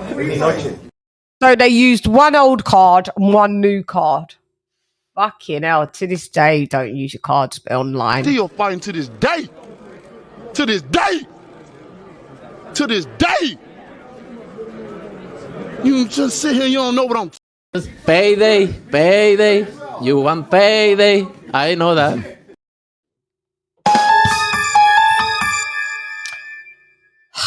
Anyway, we are here to tell the truth, the whole truth, and nothing but the truth. So help me. Colonel Jessup, did you order the code red? You don't have to answer that question. I'll answer the question. You want answers? I think I'm entitled. You want answers? I want the truth! You can't handle the truth! Some people can't handle the truth because knowledge is very. Knowledge is key. So if it gone. So if it gone. Not bother say nothing because nothing not got one. Lock off your eyes, cock me, make you come. That's right. Them not like we would have liked them. Them not like me, some me not like them. Man, I figure set this straight and clarify. Put fire upon a pagan, aim for the cranium. Turn off the news, there's a bag of lies. Worst raised man, wanna inform up, bun Babylon and every one of them dirty guys. And if they wanna go around the order, I guarantee somebody's floppy fly. Escúchame, estoy lista siempre para ti, para todos. Tú sabes. I love my people. I do. Listos pe los chingazos! Listos pe los chingazos! See, anyway, I told you I am that bitch. Always will be that bitch. I filled in the application form. Guess what? You got me. You got me for life. I got the job. She is I, and I am her, the female Bengali. It's hype, you suck at life, you don't want a round three. Worship the queen and your mic the pass. Keep it real, these chicks couldn't wipe my anyway, now let's go get Bulgari. I am the ultimate Bengali. These chickens can't even spell that. You hoes bugging, repel that. So I'm going to sign out with Nephew. I'll do my normal sign out. I'll sign out with the but please listen to after that because it will be a nice song from Nephew. So I've got to say thank you guys for joining me. So anyway, I'm gone. Hey you girl, it's LadyChann rep none less. Come box with Chan. Nephew has entered the building. CHANN. One, fight.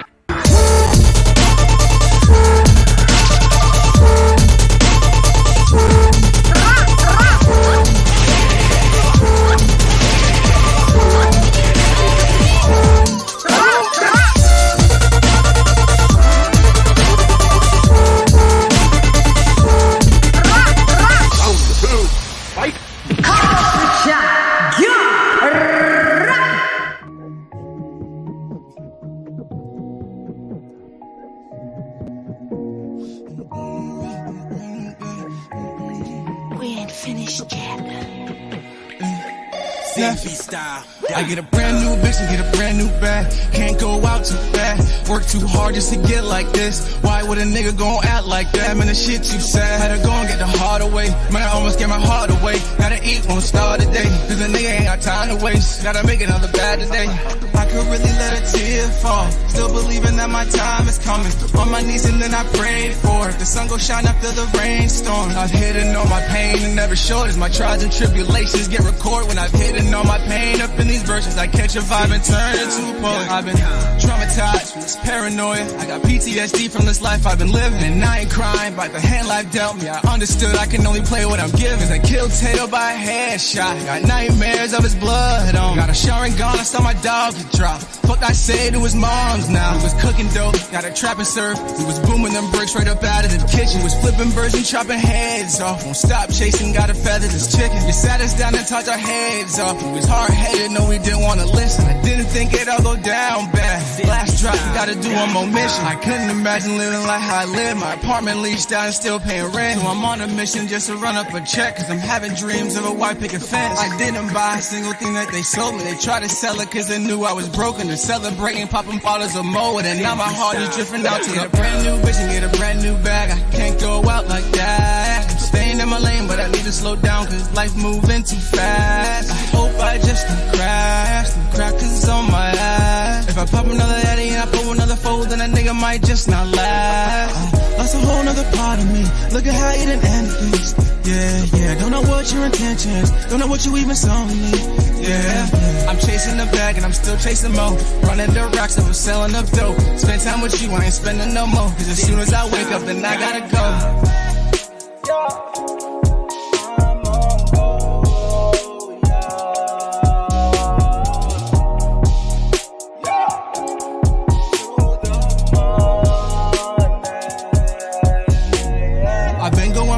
Gotta go harder, do it for all the things that I never can have. Fuck the old bitch I was fucking who got in the way and almost made me fumble the past. This new chick I got, she don't get in the way. Our connection like Wi-Fi with no strings attached. And I can't wait to get her home out of them clothes, cause little shorty too fine to fuck. If you keep it 100, I got you, baby. Is this gonna be forever or temporary? All this shit going on got you going crazy. Promise to be the rock of your foundation, but I need you right now and I can't wait. I just need me some hair, had a long day. But to me, baby, that's just some foreplay. Cause right after you know that I'm going crazy. If you keep it 100, I got you, baby. Is this gonna be forever or temporary? All this shit going on got you going crazy. Promise to be the rock of your foundation, but I need you right now and I can't wait. I just need me some hair, had a long day. But to me, baby, that's just some foreplay. Cause right after you know that I'm going crazy.